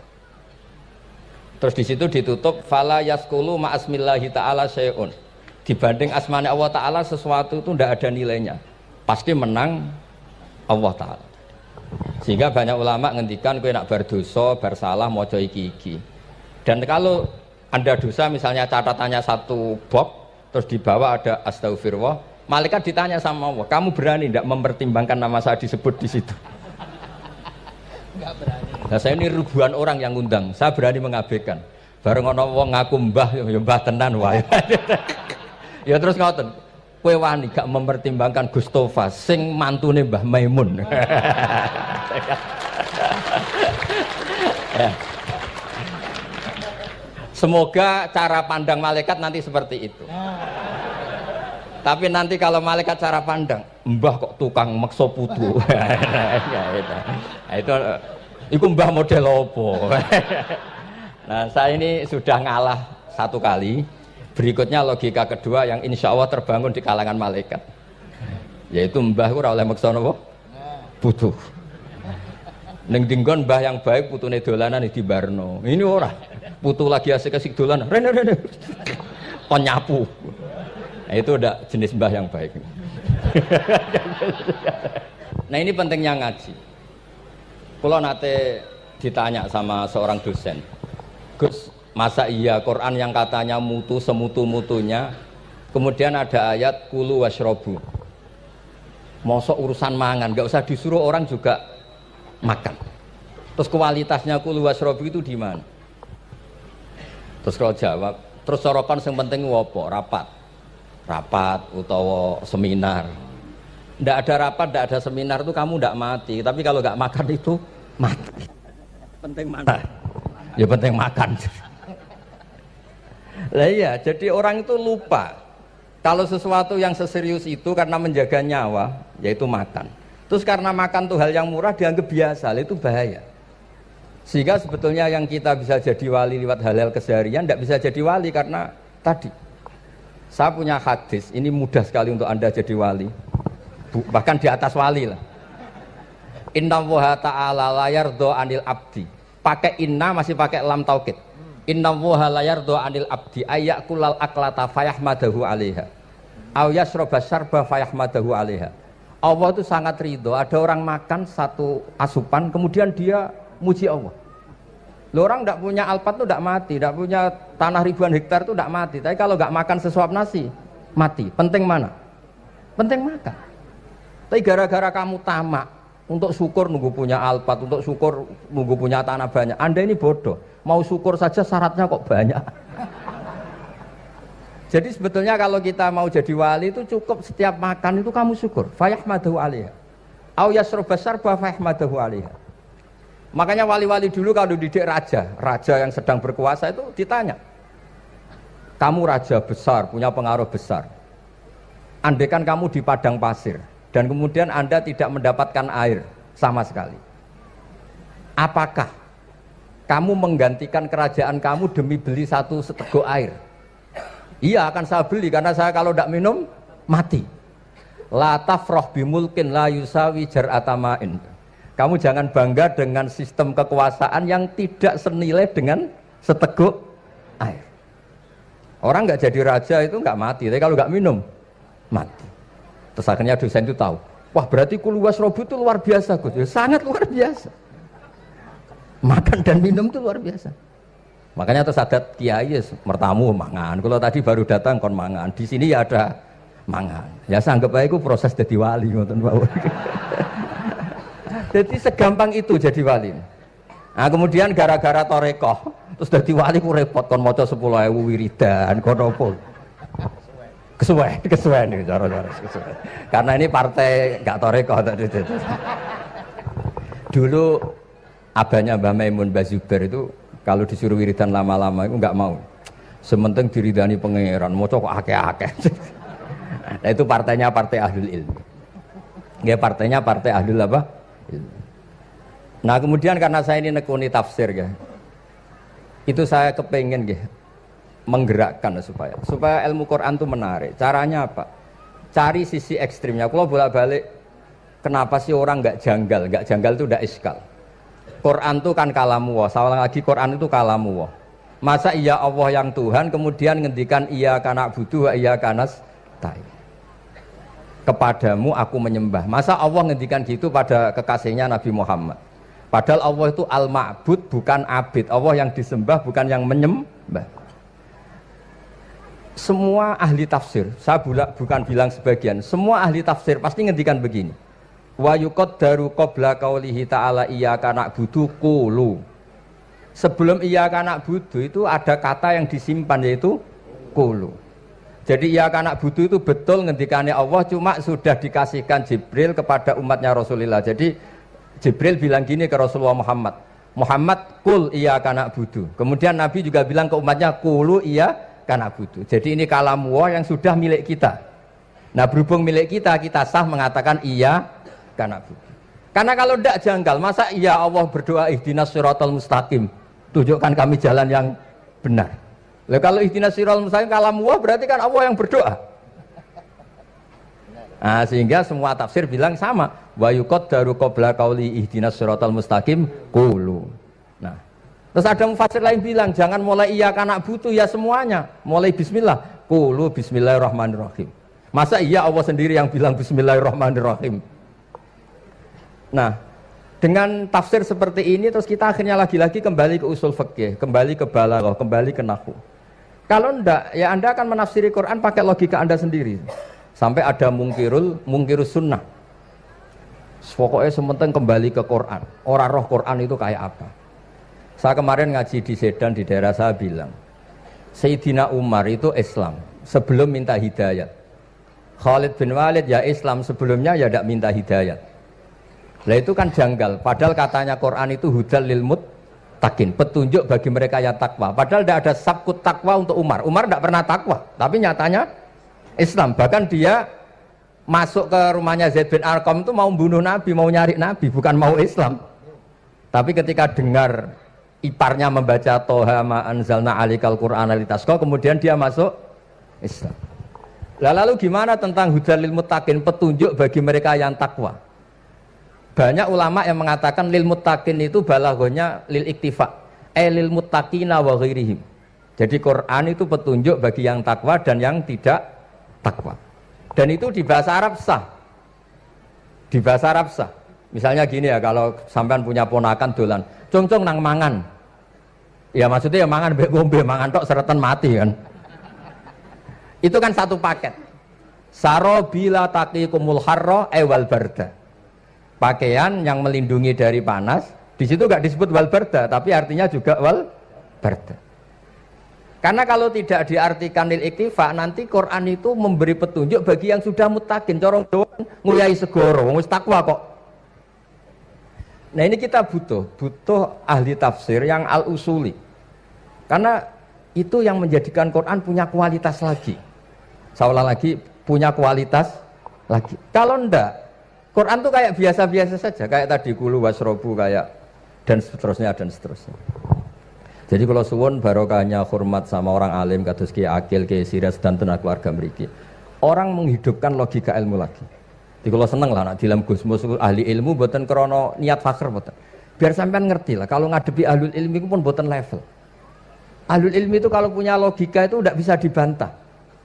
Saya beri contoh sekian contoh yang nyata yang diajarkan Rasulullah SAW. Nabi itu pernah mau dipermalukan orang karena Nabi ngendikan la adwa wala tiarata, tidak ada penyakit menular. Terus ada orang iseng kok onta yang kena kudisen itu dijejerkan yang waras ikut kena kudisen. Terus orang ini tanya, ya Rasulullah ini tadi sehat, tapi kena onta yang kudisen ikut kudisen. Nabi tanya lagi, faman a'dal awal, yang kudisen pertama ketularan siapa? Wah itu dari Allah ya, maksud saya seperti itu. Terus kalau suwun lah ngaji usul fikih yang serius, karena itu menjadikan kita bermartabat. Kulo niku sering lepas jenazah tangga-tangga kulo nggih penggane delok TV, nak bengi nggih ngelamun, ngayal sugih, kadang yo ngapalo tikus sing liwat dhuwure saking ora ana penggawean. Tapi kulo nang lepas jenazah ini orang baik. Sampai bojone protes, "HP opo lho Gus angger bengi iku mau ngelamun ngitung tikus liwat, ngitung apa itu." Terus kulo matur, ngitunge aja ngono, ngitunge tarokal ma'asiya. Wong ning omah itu artinya tidak dugem, tidak melakoni maksiat. Itulah yang menjadikan usul fikih itu ilmu yang sangat terhormat. Coba kalau Anda jadi pakar usul fikih kayak saya, mau kaji betul usul fikih. Orang tidur semalaman jangan bahasakan tarokat tahajud, wa tarokal witro, wa taroka qiyamal lail. Tapi bahasakan taroka zina, wa tarokal riba, wa taroka kada wa kada minal ma'asi. Keren buatan? Keren. Kalau kamu udah ahli usul fikih maka kiai kok amen turu. Kiai kok guyon suwengi. Lu kiai guyon sungi itu melawan kiai itu, ustaz juga manusia. Karena bengi ku ya kepen nonton, tapi kan buatan pantas. Akhirnya korbannya santri ini dijak guyon gak jelas. Lah apel neng rodo ya ora pantas. Ngelawan nafsu itu berat, caranya ya dilalek-lalekno guyon itu. Lah muga-muga malaikat kabeh ahli usul fikih nganggep ngono iku perlawanan terhadap keinginan apa maksiat. Malaikat ngaji orang. Makanya itu disebut di kitab usul fikih tentang usul itu izma min mubahin illa wa yatahaqqaqu bihi tarku haramim ma. Fa yalzamu minas sukun tarkul qatli wa minas sukut tarkul ghibah. Tidak ada sesuatu yang mubah kecuali saat Anda lakukan, saat itu juga Anda meninggalkan keharaman. Maka sebetulnya mubah ini punya nilai yang luar biasa yaitu tarkul haram atau tarkul ma'asi. Jadi sawangane sampean nang omah kukar-kukur, mlebu metu, kukar-kukur meneh, mlebu metu, bariku turu angop, ngorok. Nah, semoga malaikat ini al-usuli sehingga ngitung itu hadza tarokal ma'asiya kullaha. Hebat. Ini orang yang tinggal napa? Maksiat. Kayak nak malaikat itu jenis rada ekstrim. Alumni kempek suwengi ra tahajud ora witir ku alumni opo? Mulane kalau niku ngaji usul fikih terus supaya diperdengarkan ke malaikat. Supaya teorinya pakai usul napa? Fikih. Jadi kalau melihat kita melakukan mubah niku dihitung tarkul napa? Ma'as. Jadi ada terus orang-orang kafir itu cara berpikir aja alal alihata ilaha wahida inna hadzal syai'un ujab. Muhammad ya tentu mereka masih jangkar. Muhammad problem kita ini banyak. Kalau Tuhannya satu tidak cukup. Ada problem kredit macet, ada problem macam-macam kan, utang piutang macam-macam. Kalau Tuhannya satu tidak cukup. Kita butuh Tuhan banyak karena problem kita banyak. Lalu Nabi mengajarkan mereka apa logika yang dibangun. Kalau kamu jadi buruh, kemudian majikan kamu banyak, semuanya merintahkan kamu bingung enggak? Ya bingung. Tuhan kamu itu majikan kamu, kalau banyak-banyak perintah semua kamu yang bingung. Ya sudah mat Tuhannya satu saja. Itu disebut dorobawa masalah rojulan fihi syuraka umutasakisuna warojulan salamal lirrojul. Nah sekarang itu kita ini mulai kehilangan fatonahnya Rasulullah SAW. Nabi dulu itu kalau nerangkan ilmu itu logikanya gampang sekali. Logika yang dibangun tuh gampang sekali. Ada orang cerita, ya Rasulullah saya ini ada sekian anak saya, yang paling saya cintai satu. Apa saya boleh melebihkan yang paling saya sayangi dalam pemberian? Nabi jawabannya itu tidak langsung jangan enggak. Apakah kamu berharap bahwa mereka semuanya baik ke kamu? Iya semuanya saya ingin baik ke saya. Ya kalau gitu jangan. Kan tidak fair kita mengunggulkan yang satu, melebihkan yang satu, sementara kita berharap semuanya baik. Itu tidak fair kata Nabi. Jadi dulu Nabi itu, terus ini yang cerita fikih. Dulu Ahlul Madinah itu mangga, itu masih pentil sudah dijual. Pentil dijual harganya 2 juta. Masa iya pentil harganya 2 juta? Karena dengan asumsi sudah jadi mangga. Tapi ketika Nabi datang di Madinah dan penduduk Madinah itu abkhosna sikailan, orang paling buruk dalam pertimbangan dalam jual beli. Nabi cara ngendikan itu unik. Aro'aitum lau anna waha yamna'us samra fabima yastakhillu ahadukum mala akhi. Kalau pentil ini ternyata kena angin terus kemudian tidak jadi buah, lalu kamu nerima uang 2 juta itu atas nama apa? Atas nama beli pelem, nyatanya belum jadi mangga. Mosok kalau pentil seharga 2 juta. Semenjak itu terus Ahlul Madinah sadar kalau jual buah itu nunggu ba'da buduwi solahiyah, setelah samroh ini berbentuk. Tapi Nabi tetap ngendikannya pakai logika. Nah sekarang banyak kiai yang sidik-sidik neraka. Sebenarnya Nabi itu ngajari logika. Ada pemuda dia itu hipersek, mau masuk Islam tapi tetap boleh bebas. Saya ini ingin Islam, tapi jangan larang seks bebas. Wah itu sahabat semuanya melarang ketemu Nabi karena ini ngawur betul, masa pamit Islam kok. Tapi setelah gaduh, Nabi tanya, kenapa gaduh? Ada pemuda mau masuk Islam tapi yasta'izinu fi zina, dia minta izin supaya tetap boleh zina. Kata Nabi, suruh saya ke sini. Setelah datang di depan Rasulullah, logika yang dibangun Nabi itu luar biasa. Atuhibbuhu li bintik. Kamu suka punya anak putri kemudian jadi demenannya orang laki-laki hidung belang. Ya enggak, saya bunuh orang itu. Andaikan itu ke ibu kamu, saya bunuh orang itu. Atuhibbuhu li bintik, atuhibbuhu li ummik, atuhibbuhu li ukhtik, atuhibbuhu li kholatik. Kamu suka punya anak putri yang jadi demenannya orang? Ya enggak suka ya Rasulullah. Kamu suka kalau punya ibu didemeni orang banyak? Ya enggak suka Nabi. Sampai otaknya itu yastakbihu zina. Sehingga otaknya itu, wah zina itu buruk betul. Akhirnya, ya Rasulullah sudah, saya mau se-Islam tanpa zina-zina. Karena logika yang dibangun Nabi itu luar biasa. Nabi pertama mengingatkan, atuhibbuhu li bintik, atuhibbuhu li ummik, atuhibbuhu li ukhtik, atuhibbuhu li kholatik. Sampai dia ini nggak bisa apa-apa. Sudah Nabi, sudah. Jadi logika ini yang harus kita waris. Lagi-lagi kembali yang bisa waris itu ahlul ilm. Sama itu kan kayak diskusinya Nabi Yahya dan Nabi Isa. Nabi Yahya itu suka berkawan orang-orang soleh. Setiap berkunjung di mana itu nyari yang orang-orang soleh. Ditanya kenapa kamu berkawan orang soleh? Ya berkawan orang soleh itu asik. Tapi kalau Nabi Isa enggak. Kalau ada desa-desa yang masih hitam, masih merah itu dikunjungi kemudian dibina. Ditanya sama Nabi Yahya, lima anda tanzilu ala syirarin nas. Kok kamu kumpul orang-orang yang kayak gitu? Jawabnya beliau, innama ana tabibun udawil mardo. Di mana-mana Nabi itu ya dokter. Di mana-mana dokter menyembuhkan yang sakit. Jadi dulu logika kebalikan itu dibangun. Sehingga dulu ulama khilaf itu ikhtilaful a'immah apa? Rahmah. Masyhur itu. Saya sering cerita dan itu ada di kitab Khilyatul Auliya. Nabi Yahya itu lebih ceria. Nabi Isa itu agak sering cemburut. Atau kebalikannya, pokoknya yang satu itu mali aro ka'abisan ka'annaka taqnatu min rahmatillah. Kamu kok sering cemburut, seakan-akan rahmat Allah itu terbatas, wong kok ra iso syukur. Yang satu gojlok, mali aro ka'dhahikan ka'annaka ta'manu min makrillah. Kowe kok guya-guyu, kok is bebas kon neraka wae gitu. Orang boleh beda pendapat tentang redaksi sholawat. Ada yang sholli ala Muhammad, ala Sayyidina Muhammad, Nabi Muhammad. Monggo lah, masalah redaksi saja. Tapi setelah dianalisis, Nabi itu Pak Rektor jadi Nabi setelah Nabi Isa saking dihormatinya sampai dituhankan. Juga jadi Nabi yang ada cerita masih hangat, orang Yahudi itu bunuh Nabi. Jadi yang satu mendudukkan Nabi sedemikian tinggi sampai kayak Tuhan, yang satu menjatuhkan Nabi sedemikian rendah sampai dibunuh. Kayak apa susahnya jadi Nabi Muhammad SAW.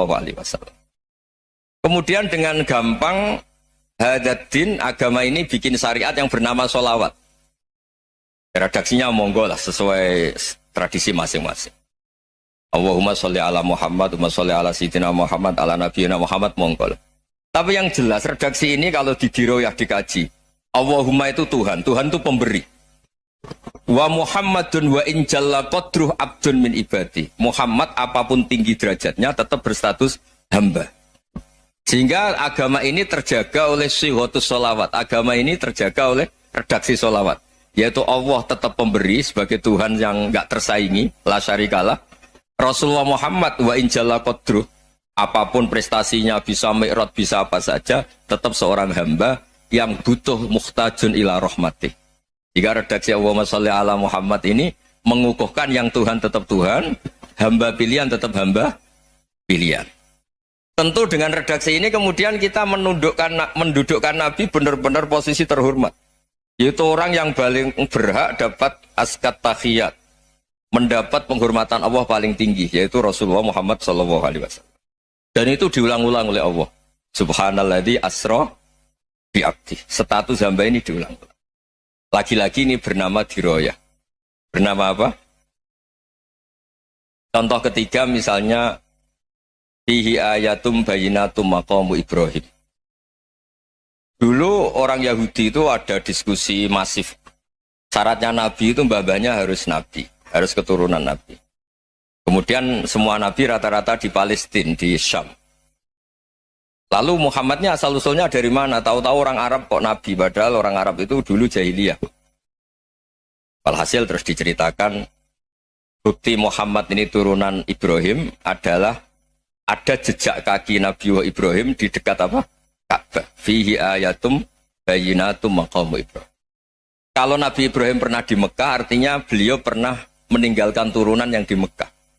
Itu bernama Nabi Muhammadun sallallahu alaihi wasallam. Itu disebut fihi ayatum bayyinatum maqamu Ibrahim. Nah, itu namanya diroyah. Diroyah itu satu perilaku keseharian kita beragama, kemudian tahu logikanya. Yang keempat misalnya, mangkana yu'minu billahi wal yaumil akhir falyukrim apa? Jaro. Orang yang iman karena Allah dan Rasul, maka memuliakan tetangganya. Andaikan pakai hukum sosial, tentu kalau tetangga kita baik, kita baik. Kalau kurang baik, kok kurang penggawean kan gitu. Tapi dulu itu pernah ada seorang ulama itu dibully ya, dikerjain sama anak muda tetangganya. Pak Kiai datang ke rumah saya, orang ini datang. Kemudian setelah di rumahnya, saya tidak jadi butuh sama Pak Kiai, silahkan pulang. Itu Kiainya senyum menikmati. Dan itu terulang 3 kali.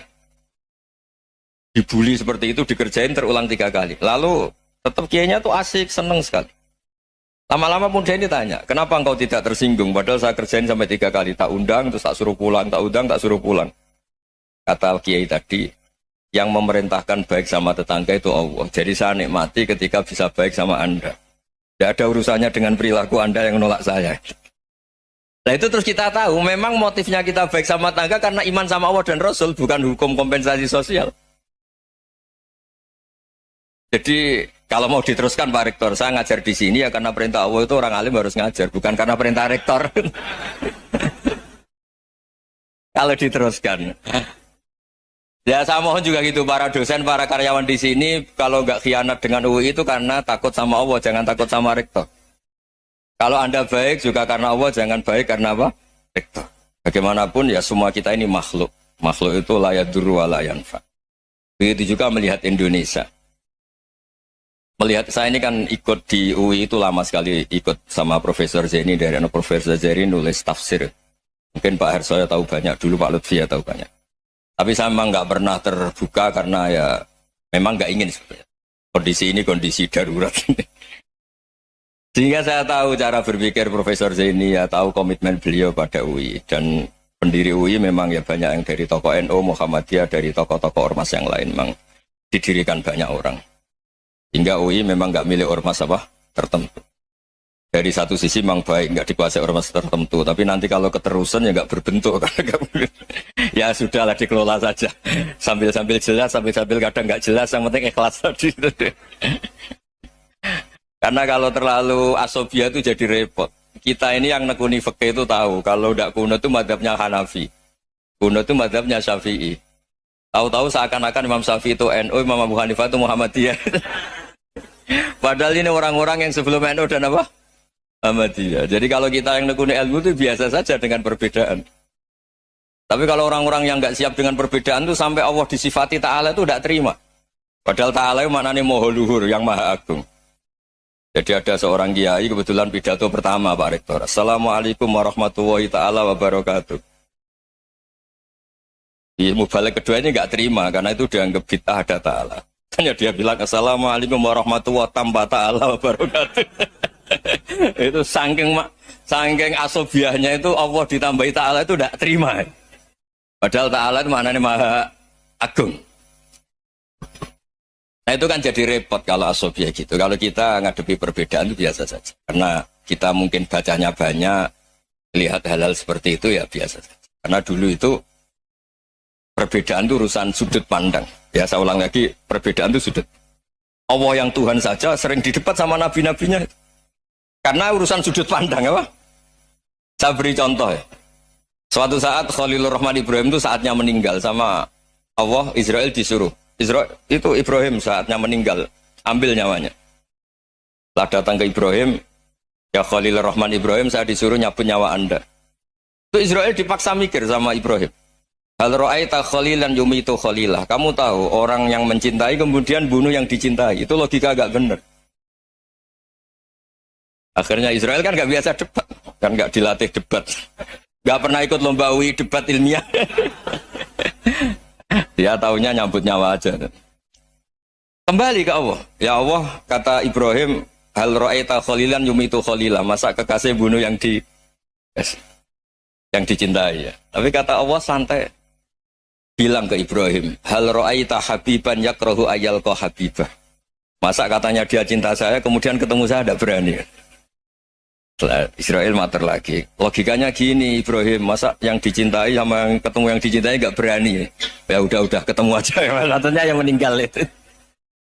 Artinya kamu bisa saja GR tidak mati-mati karena merasa dicintai, atau ingin mati karena mencintai. Nah maksud saya dalam hal-hal seperti ini orang UI pasti nggak jelas. Katanya cinta Allah suruh mati ya nggak mau. Nggak jelas kan? Dibilang nggak cinta juga nggak mau. Tapi dibilang cinta kalau ukurannya mati juga nggak mau. Nah, tapi dalam banyak hal nggak jelas itu penting Pak Rektor. Penting sekali. Buatan Buyan, saya beri contoh sekian ilmiah, nggak jelas itu penting. Rasulullah SAW itu dalam banyak hal itu disuruh Allah, memang disuruh supaya ngambil sikap seperti itu. Karena Allah itu punya otoritas penuh untuk bikin orang itu baik atau tidak baik. Wahsy itu yang membunuh Sayyid Hamzah, orang paling dicintai Nabi, di antara yang dicintai Nabi. Qatalahu Wahsyun, dibunuh oleh Wahsy. Nabi secara basarnya itu nggak suka sama Wahsy. Sampai cara lahir ya ingin corong Jawa ingin masuk nol. Tapi apa kata Allah? Laisa laka minal amri syai'un aw yatuba alaihim aw yu'adzibah. Itu tidak wilayah kamu Muhammad. Malah Wahsy dikasih tobat sama Allah.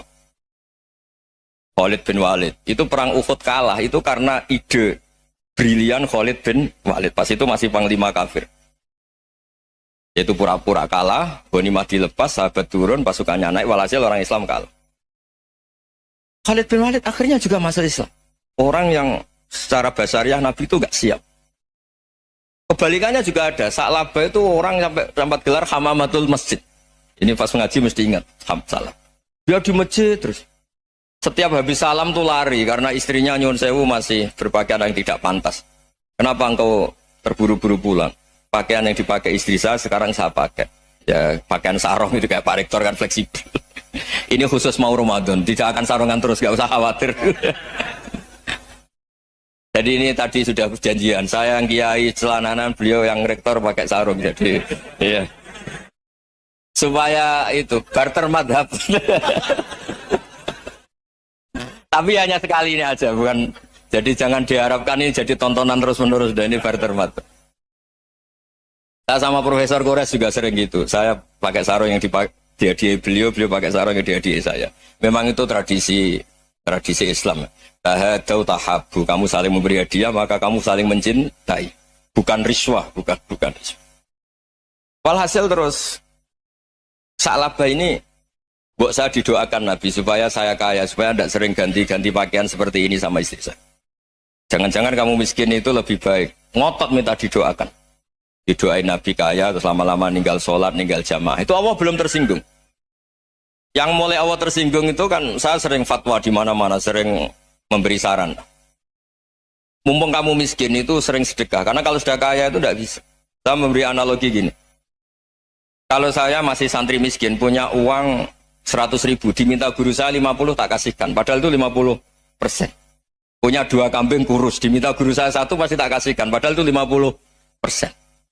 Jadi kalau punya sapi Brahman atau sapi limusin yang harganya itu 100 juta, punya 2, diminta 1 boleh enggak? Enggak boleh. Saya punya motor butut 2, diminta teman saya 1 boleh, tapi kalau Davidson Harley itu enggak boleh itu. Nah, walhasil itu kalau kita miskin, misalnya kita zaman kuliah atau zaman mondok atau zaman apa saja, punya uang 100.000, nartik temannya sampai 50.000 kan biasa. Tapi setelah 1 miliar, berani nggak kamu kasihkan 500 juta? Sama-sama 50%. Enggak kan? Nah Sa'labah gitu, ketika zakat masih per 40 kambing 1 kambing itu sebenarnya kan masih ringan. 41, 82. Kambingnya itu sudah mabenal jabalen. Barang dihitung zakat karena sudah ribuan, jumlahnya sampai 400 kambing. Banyak lah pokoknya. Terus kata Sa'labah, ini pemerasan. Karena jumlahnya besar. Allah tersinggung karena nabinya dianggap narik zakat, itu dianggap kharat, dianggap pemeras. Allah tersinggung, kemudian fa'aqobahum nifakon fi qulubihim ila yaumil. Dia ditegur munafik. Semenjak itu terus tadi kembali gak jelas tadi. Barkohnya gak jelas itu menjadi orang tuh bijak. Ini sekarang nakal, jangan-jangan nanti jadi orang baik. Yang sekarang baik, jangan-jangan suatu saat jadi tidak baik. Semua orang introspeksi. Gak ada jaminan kalau kita sekarang baik akan baik terus. Gak ada jaminan kalau kita sekarang buruk akan buruk terus. Sehingga terus banyak kiai-kiai bijak itu memang lahirnya gak tegas. Tapi gak tegas itu yang menjadikan bijak. Karena sama-sama mungkin. Itu yang disebut laisa laka minal amri syai'un aw yatuba alaihim wa yu'adzibum. Itu tidak wilayah kamu. Ketika Allah mengomentari orang munafik juga wa yu'adzibal munafiqina insya'a aw yatub. Bisa saja ada yang disiksa, bisa saja ada yang dikasih tobat. Karena pola yang kita analisis itu semuanya menurut kita. Bukan menurut kemaslahatan orang apa? Banyak. Saya punya sekian contoh cerita. Orang yang sowan kiai baik-baik, mungkin bawa gula atau salam tempel, tidak tahu lah. Itu tidak mesti jadi wali. Tapi Kali Joko yang kenal Sunan Bonang, itu kenalnya itu karena ingin begal. malah jadi wali. Tapi tidak usah dicoba. Umar itu nyari Nabi itu mau dibunuh. Tapi malah tobat jadi orang baik. Jadi ini penting ngaji ya, supaya tidak tegas itu, tidak jelas itu kadang baik. Nah termasuk saya juga termasuk dia yang milih tidak jelas. Saya sering gojlok gini, Fajar Hadili ini murid-murid saya sering saya gojlok. Kalau semua sistem pendidikan kayak kampus, kayak UII, kayak UIN semuanya, itu sistem yang bagus karena tertib jam kuliahnya jelas, mata kuliahnya jelas. Kalau di pesantren itu Pak Arso itu gak tertib, tapi justru itu enak ketemu di jalan orang berani tanya. Nah ini kalau mbak-mbak misalnya menstruasi, mau belajar haid nunggu semester berapa baru tahu. Itu bisa sekian tahun gak sholat karena nunggu pelajarannya baru diterangkan. Mau haji juga gitu, nunggu mata pelajaran haji. Kalau nggak jamnya, nggak mau dosennya ngajarin. Ya, kalau kiai kan enggak, ketemu di jalan tanya, dijawab. Jam berapa juga dijawab. Artinya Indonesia itu berkah, ada sistem kampus yang tertib. Ya semoga termasuk tertib gajinya. Tapi tertib gajinya itu juga sebenarnya rugi, saya sering. Ada pegawai negeri Gus, tolong doain saja di PNS, enak aja. Gajinya tetap. Kata saya nggak mau kalau gaji saya tetap. Kok bisa Gus, enak tiap bulan mesti dapat gaji. Kalau tetap nggak naik-naik kata saya. Kalau kiai gajinya nggak tetap, tapi di atas yang tetap kata saya. Artinya Indonesia itu berkah. Kalau semuanya pakai sistem pendidikan setertib ini, orang mau tanya haid ya nunggu pelajaran haid. Bab haji ya nunggu pelajaran haji. Tapi kalau ketemu kiai itu enggak. Ya pokoknya saya pernah di pasar, Gus mau tanya apa? Anak saya ini luar darah terus gini-gini. Padahal biasanya haid hanya 7 hari gini-gini. Ya sudah kembalikan ke biasanya, rudat ilal adat. Itu enggak usah sowan ke rumah. Juga enggak registrasi dulu, enggak daftar dulu. Ya ini enggak nyindir cerita saja. Supaya ini bukti koalisi beneran. Jadi saya yang kiai enggak tertib jam, koalisi sama yang tertib jam. Jadi kalau semuanya sistem kampus, nanti pertanyaan itu enggak bisa on time, enggak bisa setiap saat. Makanya Indonesia itu berkah. Kiai-kiai yang alim yang di jalan-jalan banyak. Juga kiai yang di kampus dokter-dokter fikih banyak. Yang nekuni ilmu umum ya banyak. Macam-macam. Itu masalah itu kalau saling mengadili itu baru masalah. Misalnya kiai ngeluh, enggak enak jadi kiai, enggak punya gaji tetap. Yang dosen ngeluh, enggak dicium tangannya. Karena memang unik Indonesia itu. Kalau guru fikih kok dosen itu tetap nggak dicium tangannya. Karena pikirannya anak-anak itu wong sudah bayar disuruh nyium. Itu kayak di alam sadar tuh gitu. Kalau kiai itu kan anak-anak nggak bayar itu. Ya opanya cium tangan itu. Makanya kalau kiai-kiai tidak keramat bisa mati karena dicium tangannya doang. Bisa mati itu kiainya. Ya ini cerita. Supaya saling menghormati, saling menghormati. Jadi kalau makanya itu pakar-pakar akhlak ya, pakar-pakar etika peradaban. Itu tertampar betul ketika Nabi urusan ilmu itu mengabaikan itu kalau sudah urusan ilmu. Misalnya begini, ada urusan ilmu. Ada mbak-mbak cantik atau ibu-ibu cantik. Itu dalam Islam itu diajarkan jangan sopan-sopan banget. Kata Nabi, karena kekuatan ilmu itu di atas kekuatan akhlak, di atas kekuatan adab. Ya nisa an-nabi lastunna ka ahadim minan nisa. Ini taqaitunna fala takhdu'na bil qaul. Fa yatma alladhi fi qalbihi maradun. Misalnya ada mbak-mbak cantik, menarik, kemudian sopan misalnya sama Pak Fajarin sama dosen-dosen. Monggo binara. Wah itu bahaya pikirannya kemana-mana itu. Orang yang imannya pas-pasan, berarti mau. Maksud saya kalau cantik, menarik, ketemu di jalan, biarin aja dosennya mau kemana, biarin aja. Gak usah dihormatin. Kalau dihormatin, Pak mau kemana sadere no bisa bahaya. Tak biarin aja. Kalau tanya, Dek ini alamatnya mana? Cari sendiri Pak. Karena hanya dengan cara itu, si Pak dosen ini gak kepikiran. Gak ada orang suka, orang kedus itu gak akan. Tinggal sudah cantik, sopan. Wah, bisa pikirannya macam-macam. Itu ilmu. Fala takhdu'na bil qaul. Kamu jangan terlalu lirih kalau ngomong. Fayatma alladhi fi qalbi maradun. Orang yang pikirannya masih kotor pasti berpikir yang negatif. Anda mungkin demi sopan sama dosen Anda. Tapi sejauh mana dosen Anda juga berpikir positif. Itu kan uji iman sama uji nyali. Nah, sama pejabat yang sopan sama kiai mungkin punya Alphard, punya Robicon, punya terus bawa uang banyak. Terus sama kiai cium tangan hormat. Jangan-jangan kiainya yang pikirannya macam-macam. Ini berarti bisa jadi muhibbin potensial misalnya.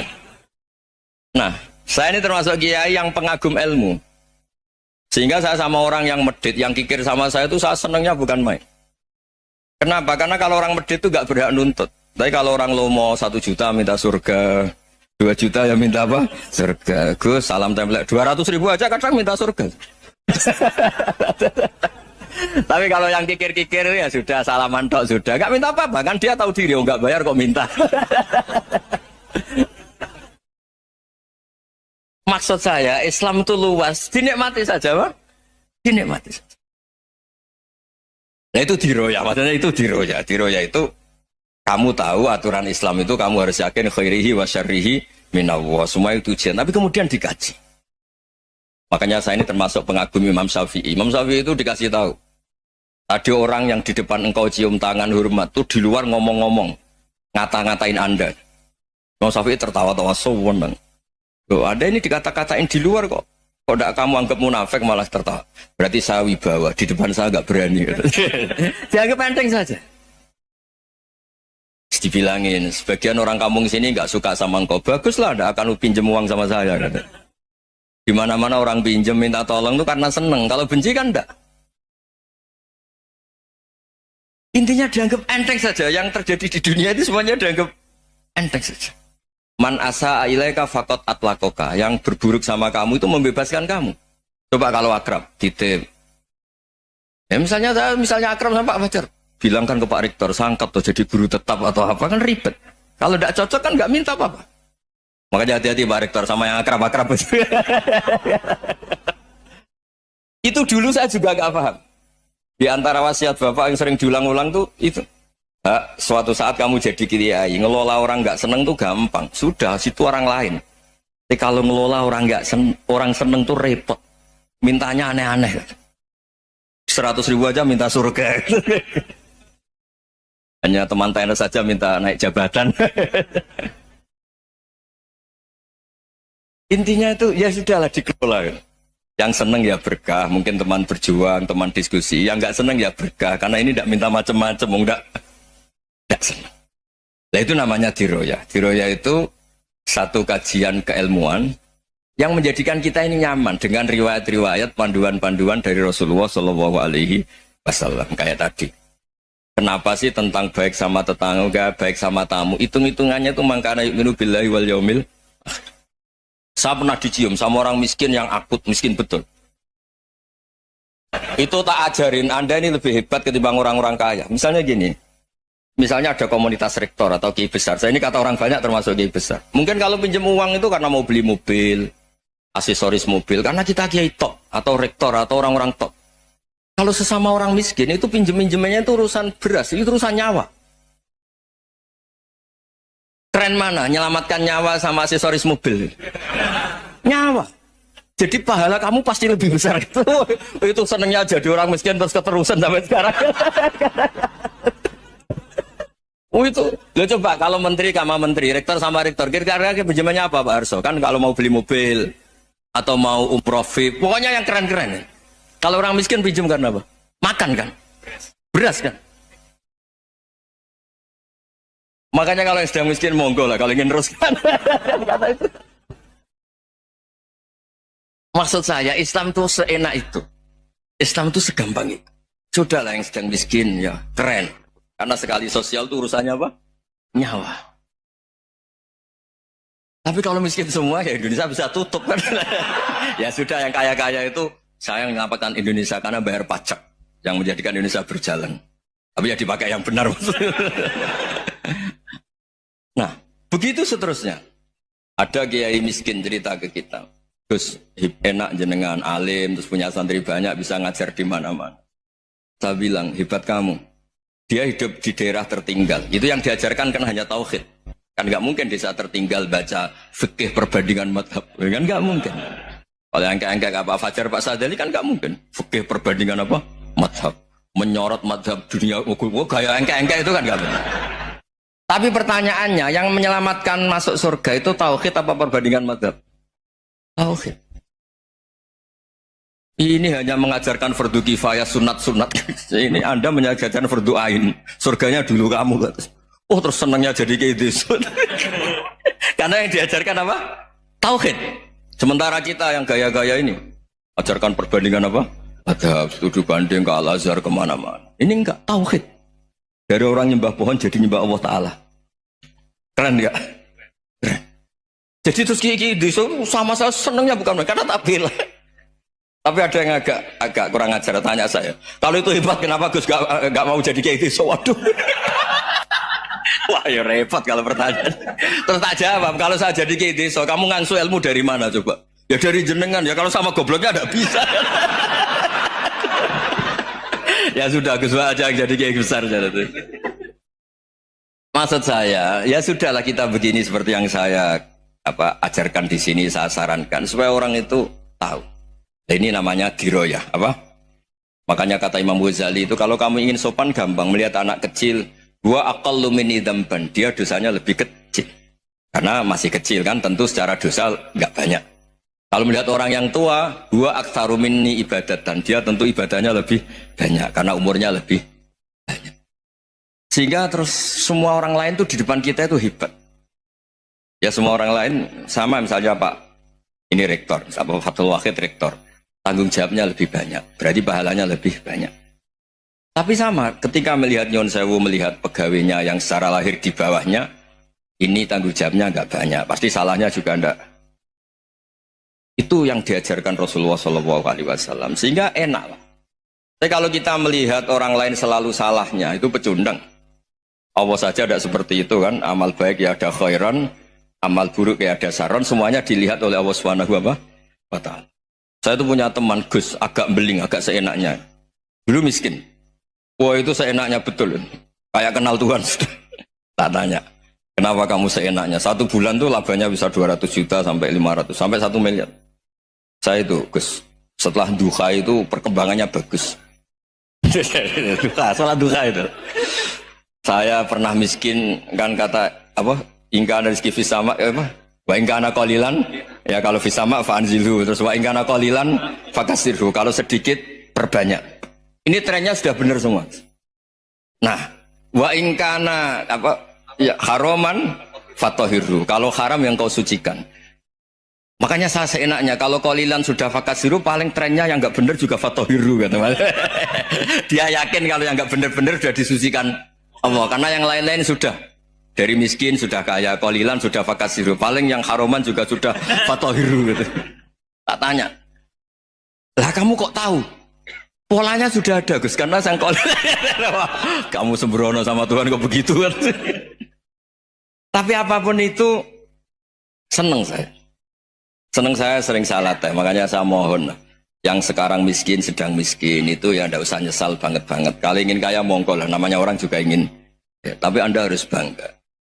sosial antar kalian adalah urusan nyawa dan itu pahalanya luar biasa. Supaya kita, nah yang kaya-kaya juga boleh GR lah karena pembayar pajak. Dan itu bisa menyelamatkan apa? Indonesia Raya. Begitu seterusnya. Itu yang diajarkan Nabi, antawadhu hatta la yabghiya ahadun ala ahadin. Kamu semua harus tawadhu sehingga antar kalian tidak saling tidak sopan, tidak saling liar, tidak saling mendolimi. Termasuk tadi sikap gak jelas tadi. Orang dolim yang sekarang dolim bisa saja tobat, yang sekarang soleh bisa saja nanti. Semuanya itu mungkin. Kita diajari ya muqallibal qulub tsabbit qalbi ala dini.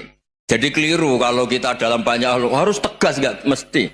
Al halalu bayyinun wal haramu bayyinun. Tapi ada wa bainahuma umurun mustabihat. Ada yang wilayahnya itu abu-abu. Misalnya ada perempuan cantik, misalnya contoh paling gampang. Kalau kamu ajari secara serius, kamu bisa aja tergoda jadi fitnah. Tapi kalau orang soleh gak berani ngajarin, kemudian digunakan orang fasik, malah menjadi orang nakal, kita juga tanggung jawab. Kamu mau tegas gimana? Wilayahnya sama-sama mungkin. Wilayahnya sama-sama mungkin. Yang dekat pejabat mungkin terkontaminasi KKN. Tapi kalau pejabat gak dekati orang soleh, punya perilaku yang gak soleh, yang repot juga Indonesia kan?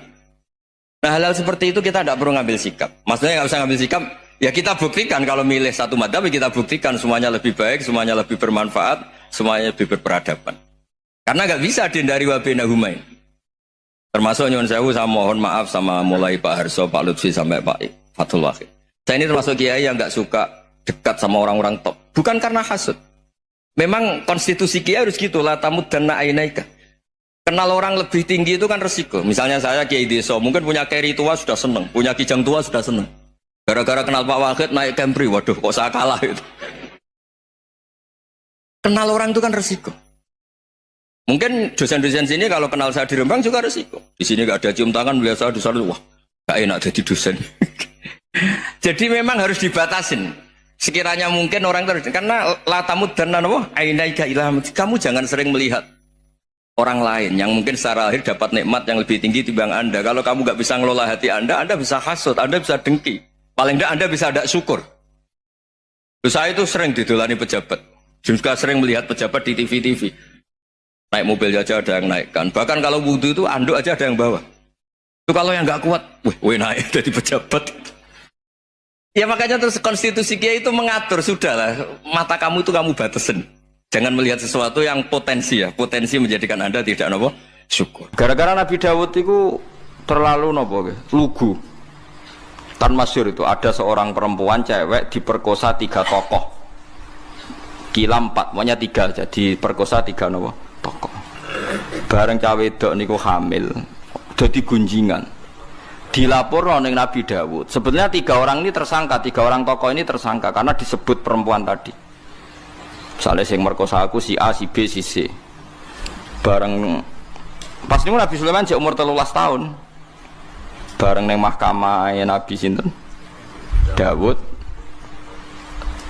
dibenarkan napa wong lanang telu wae. Perkarane ora ngaku, ora ana bukti. Ya, tapi pangeran ngersakno iku lucu. Wong telu mau terakhir malah muni ngene. Wah, paling diperkosa asu niku. Maksudnya paling sing merkosa napa asu. Barang Bali cawe itu tersiksa terus napa jenenge Nabi Sulaiman ngendikan ngene, andaikan hakimnya saya pasti keputusannya tidak seperti ini. Nabi Dawud dengar itu terus ya sudah kamu saja yang memutuskan.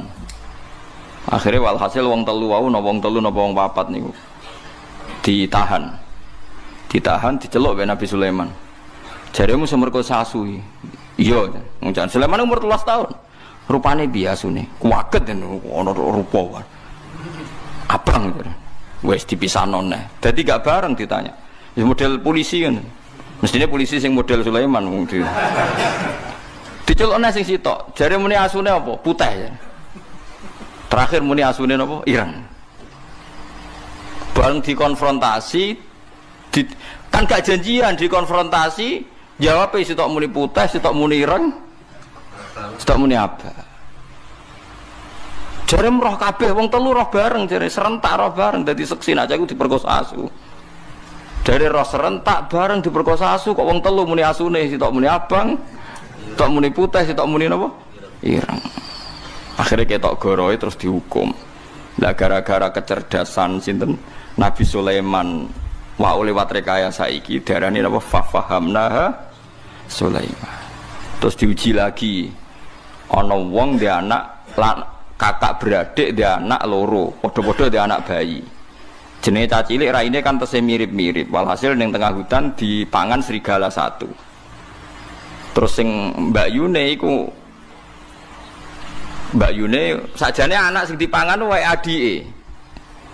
Tapi walhasil adike ku ngotot pokoke iku anakku sing slamet tuh. Sing dipangan iku anake jenengan. Wes lapor Nabi Dawud itu modele lugu. Ngreseng aku ya sanaem. Barang Nabi Sulaiman ya gremeng senengane. Mulane gremeng ya oleh. Keputusan kok ngono. Cara aku hakime ndak seperti itu. Nabi Dawud tapi demokratis. Ya ndak apa-apa kamu saja yang memutuskan. Masyhur terus Nabi Sulaiman ngutus saiki mboke loro anake sitok dibagi ae diketok. Kono ngetok mbek Nabi Sulaiman. Ya dramatis ana pengawal kon njupuk pisau ketok dibagi loro. Ternyata sing adike mau gak nangis blas, sing Mbak Yunen nangis tenanan. Huwalah, ya wis pancen niku anek adik kula ampun ketok pancen kula salah. Bareng delok adike gak nangis terus dikekno Mbak Yunen. Ora ono mbok anake diketok gak nangis. Nara mbok elek. Akhirnya dikekno Mbak Yunen mergo sing nangis. Mergo seorang ibu pasti gak ridho anake diketok. Adike tenang ya pas anake diketok. Paling pikiran orang anakku wae ketok Allah. Paham sih kalau maksud. Artinya Sulaiman duwe akal, atau direkayasa cara bahasa saniki supaya ketok asline di sing seorang ibu, di sing enggak seorang ibu. Itu disebut nama fahamnaha Sulaiman. Sulaiman itu yang cerdas tenan. Lah itu terus kecerdasane iku kegawa nganti tuwa, tapi terus tuwa-tuwa nganti urusan wong wedok barang masyhur. Jadi Ratu Bilqis itu terkenal ayu banget. Tapi jin-jin itu mantel. Sulaiman itu bojone akeh. Ana wong ayu penguasa Yaman. Bilqis. Kabeh dirabi pisan. Cek ora ngajari Sulaiman kabeh wong apa dirabi. Akhirnya Bilqis iku jin iku ngekeki hembusan fitnah nak Bilqis iku ayu tapi sikile kaya napa jaran. Kaya jaran itu maksudnya ana napa? Ana ulune. Elek pokoke ana ulune. Wahyu tapi sikile ana ulune. Sulaiman ra kurang akal. Ya Bilqis itu tiyang Yaman, Sulaiman gitu yang Timur Tengah, ora Sulaiman terus Bilqis boko. Wantem kromo ae dari Ratu Bilqis itu boko dipindah teng Borobudur. Ke Sulaiman ku Solomon, Sulaiman ku Sulaiman. Terus Bilqis itu boko, terus Wonosobo iku Sabak. Wah matane wong. Kalau kadang ditakoki tiyang buku ngoten niku sepundi Gus? Yo hukume wong nganggur. Ya kok payu. Ya wis keben rezekine wong sing ayu. Penak Sulaiman niku. Sulaiman Wonosobo iku Sabak. Boko iku Bilqis. Nak Borobudur berarti. Sing Arsu Sulaiman ya. Semacam-macam dunia. Akhirnya Sulaiman itu pinter. Waduh ayune ngono sampai dirabis ditalokno kok. Napa? Kok sikile napa? Sulaiman terus muara nabi yo beling tapi nabi derene beling kan ra oleh. Wah akhirnya dekne gawe istana sangka min Zabarjat. Innaha sarhum mumarradum min qawari. Kokoco. Kocone ngisore banyu. Dekne lungguh ning istana, terus Bilqis diceluk. Tapi aja tiru. Orang diceluk spontan Bilqis mergo ngerti koyok-koyok banyu. Terus sikile dicincing. Ngerti jebule wahyu, resik gak ana napa rambute. Wah. Ora ne wong aja khusuk temen. Ya sing ngono critane Nabi ana ngono bareng guys. Ya aja mbok tiru tapi kaya aja gedeng wong sing lagi cek ngono. Ya ora kena dijelasno wis pokoke ngono. Wah akhirnya Sulaiman mangkel lho jebule ayo ya mau perkara jin iku mangkel kabeh apa dirabi. Lah nek zaman riyen ora ana syariat maksimal napa papat. Mulane Said Zabidi tau cerita wong iku kudu ana cerdas. Mergo riyen ana raja ganteng sugih, senengane rabi cah prawan wayu. Nggih senengane rabi prawan napa ayu. Rata-rata ya gelem. Mergo raja napa sugih, ganteng ya. Bareng ana cah desa pacaran sing critane saya Zabidi sing nyare Ihya. Ana cah wayu kampunge ndekne seneng jebule dibidik. Raja waduh kurang ajar saingan nak kalah. Bareng rajane teko golek wong ayu dhisik raja. Yo mun era Islam, mun era Bani Islam. Takoki pemuda, cara kowe piye cah wedok iku? Maksudnya takok kelakuane piye, tau digendhak wong ta ora ngene-ngene. Raja iku ben prawan yo steril yo ora tau digendhak wong, gak kurang ajar. Jawabe canom iku ya ora apa-apa jenengan rabi. Tapi wa inni qad ra'aitu annahu qad qabbalaha rajulun. Tapi aku bersaksi tenan cah iku tau diambung wong lanang. Raja dhisik kan rajane wong saleh, cuma seneng rabi. Ya ana sing dinggo maksudnya. Kowe kan saleh ra ono sing dinggo, niku saleh ono sing dinggo. Gak sida dirabi. Suatu saat dirabi canom iku. Warani barang wong kok ora duwe ghira, maksudnya wong kok ora duwe harga diri. Wong tau dirambung wong lanang kok gelem apa? Dirabi. Wong lanang bapake piyambak. Innahu abah. Sing muni wong lanang liya sapa? Pokoke tau diambung wong lanang. Jare raja iku kerang ajil.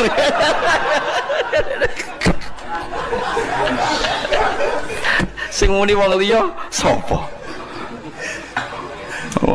Tapi cawe wedok nu biasa diambungi tiang lanang. Akhirnya raja kan gak minat. Waduh, biasa diambungi wong lanang. Suatu saat dirabi cah iku. Raja ngerti. Lha kok rabi kuwe wong kok gak duwe cemburu, gak duwe harga diri. Lah rumasane jenengan sinten wong lanang? Jaremu diambung lanang niku bapak. Ane ana wong saleh rontok duwe akal ngono ya oleh.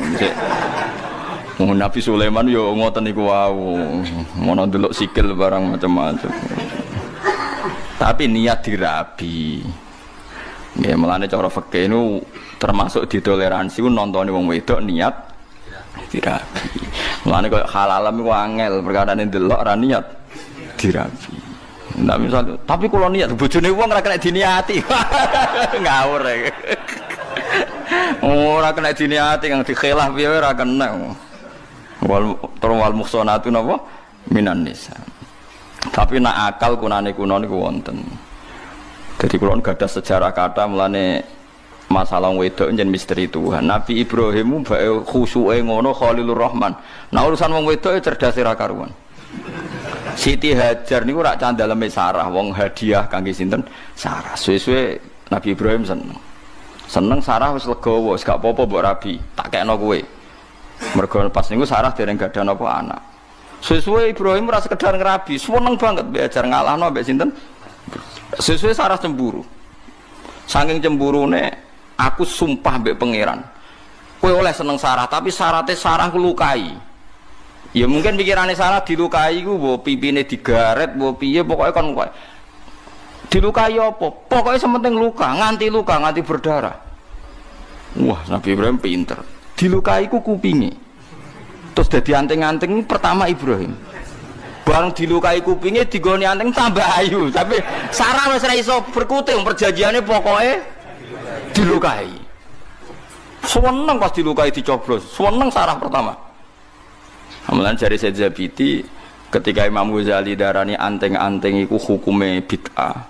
Cara Said Zabidi ora apa-apa. Piye-piye anting-anting pertama sing gawe iku Nabi sinten Ibrahim. Jadi wong lanang lu gula anak urusan wong wedok iku yo do pinter-pinter maksudnya. Padahal iku Nabi sinten Ibrahim. Lah kowe termasuk wis ra pinter, cara kula wong saiki wis termasuk wong ra pinter. Ngger wis saleh, khusyuk ya wis entek ceritane pun. Jadi kayak kudu roh cerita ngoten-ngoten niku. Ya mau gue iling-ilingan Kang nak mulane ora oleh khusyuk nemen-nemen kaya wong khawarid. Wong khawarid ku ilang akale, kula nak darani ilang akale. Misale wong khawarid ora wong khusyuk rabi papat, pikirane wong lanang kok hipersek. Berarti kaya wong barat nuduh Nabi Muhammad hipersek. Padahal umpama nganggo pikiran nubuwah sederhana. Kowe nak di bojo sitok nglahirno wong papat, berarti nak papat nglahirno piro? Papat ping papat piro? 16. Lah nek saiki misale kon ngekeng-ngekeng umat Islam sing urun papat mbek urun 16 akeh endi? 16. Asal dadi wong saleh kabeh lho syaratnya. Artinya sebetulnya kita sederhana. Kenapa Nabi bojone akeh? Karena tambah banyak berarti memperbanyak umat Islam. Lho soal kowe ra wani nglakoni alasane iku mau nglahirno sitok wae papat nakal kabeh. Lah 16. Tambah kali iku sing masalah kowe ra sunat iku perkarane anak papat wae beling kabeh. Lah kok 16.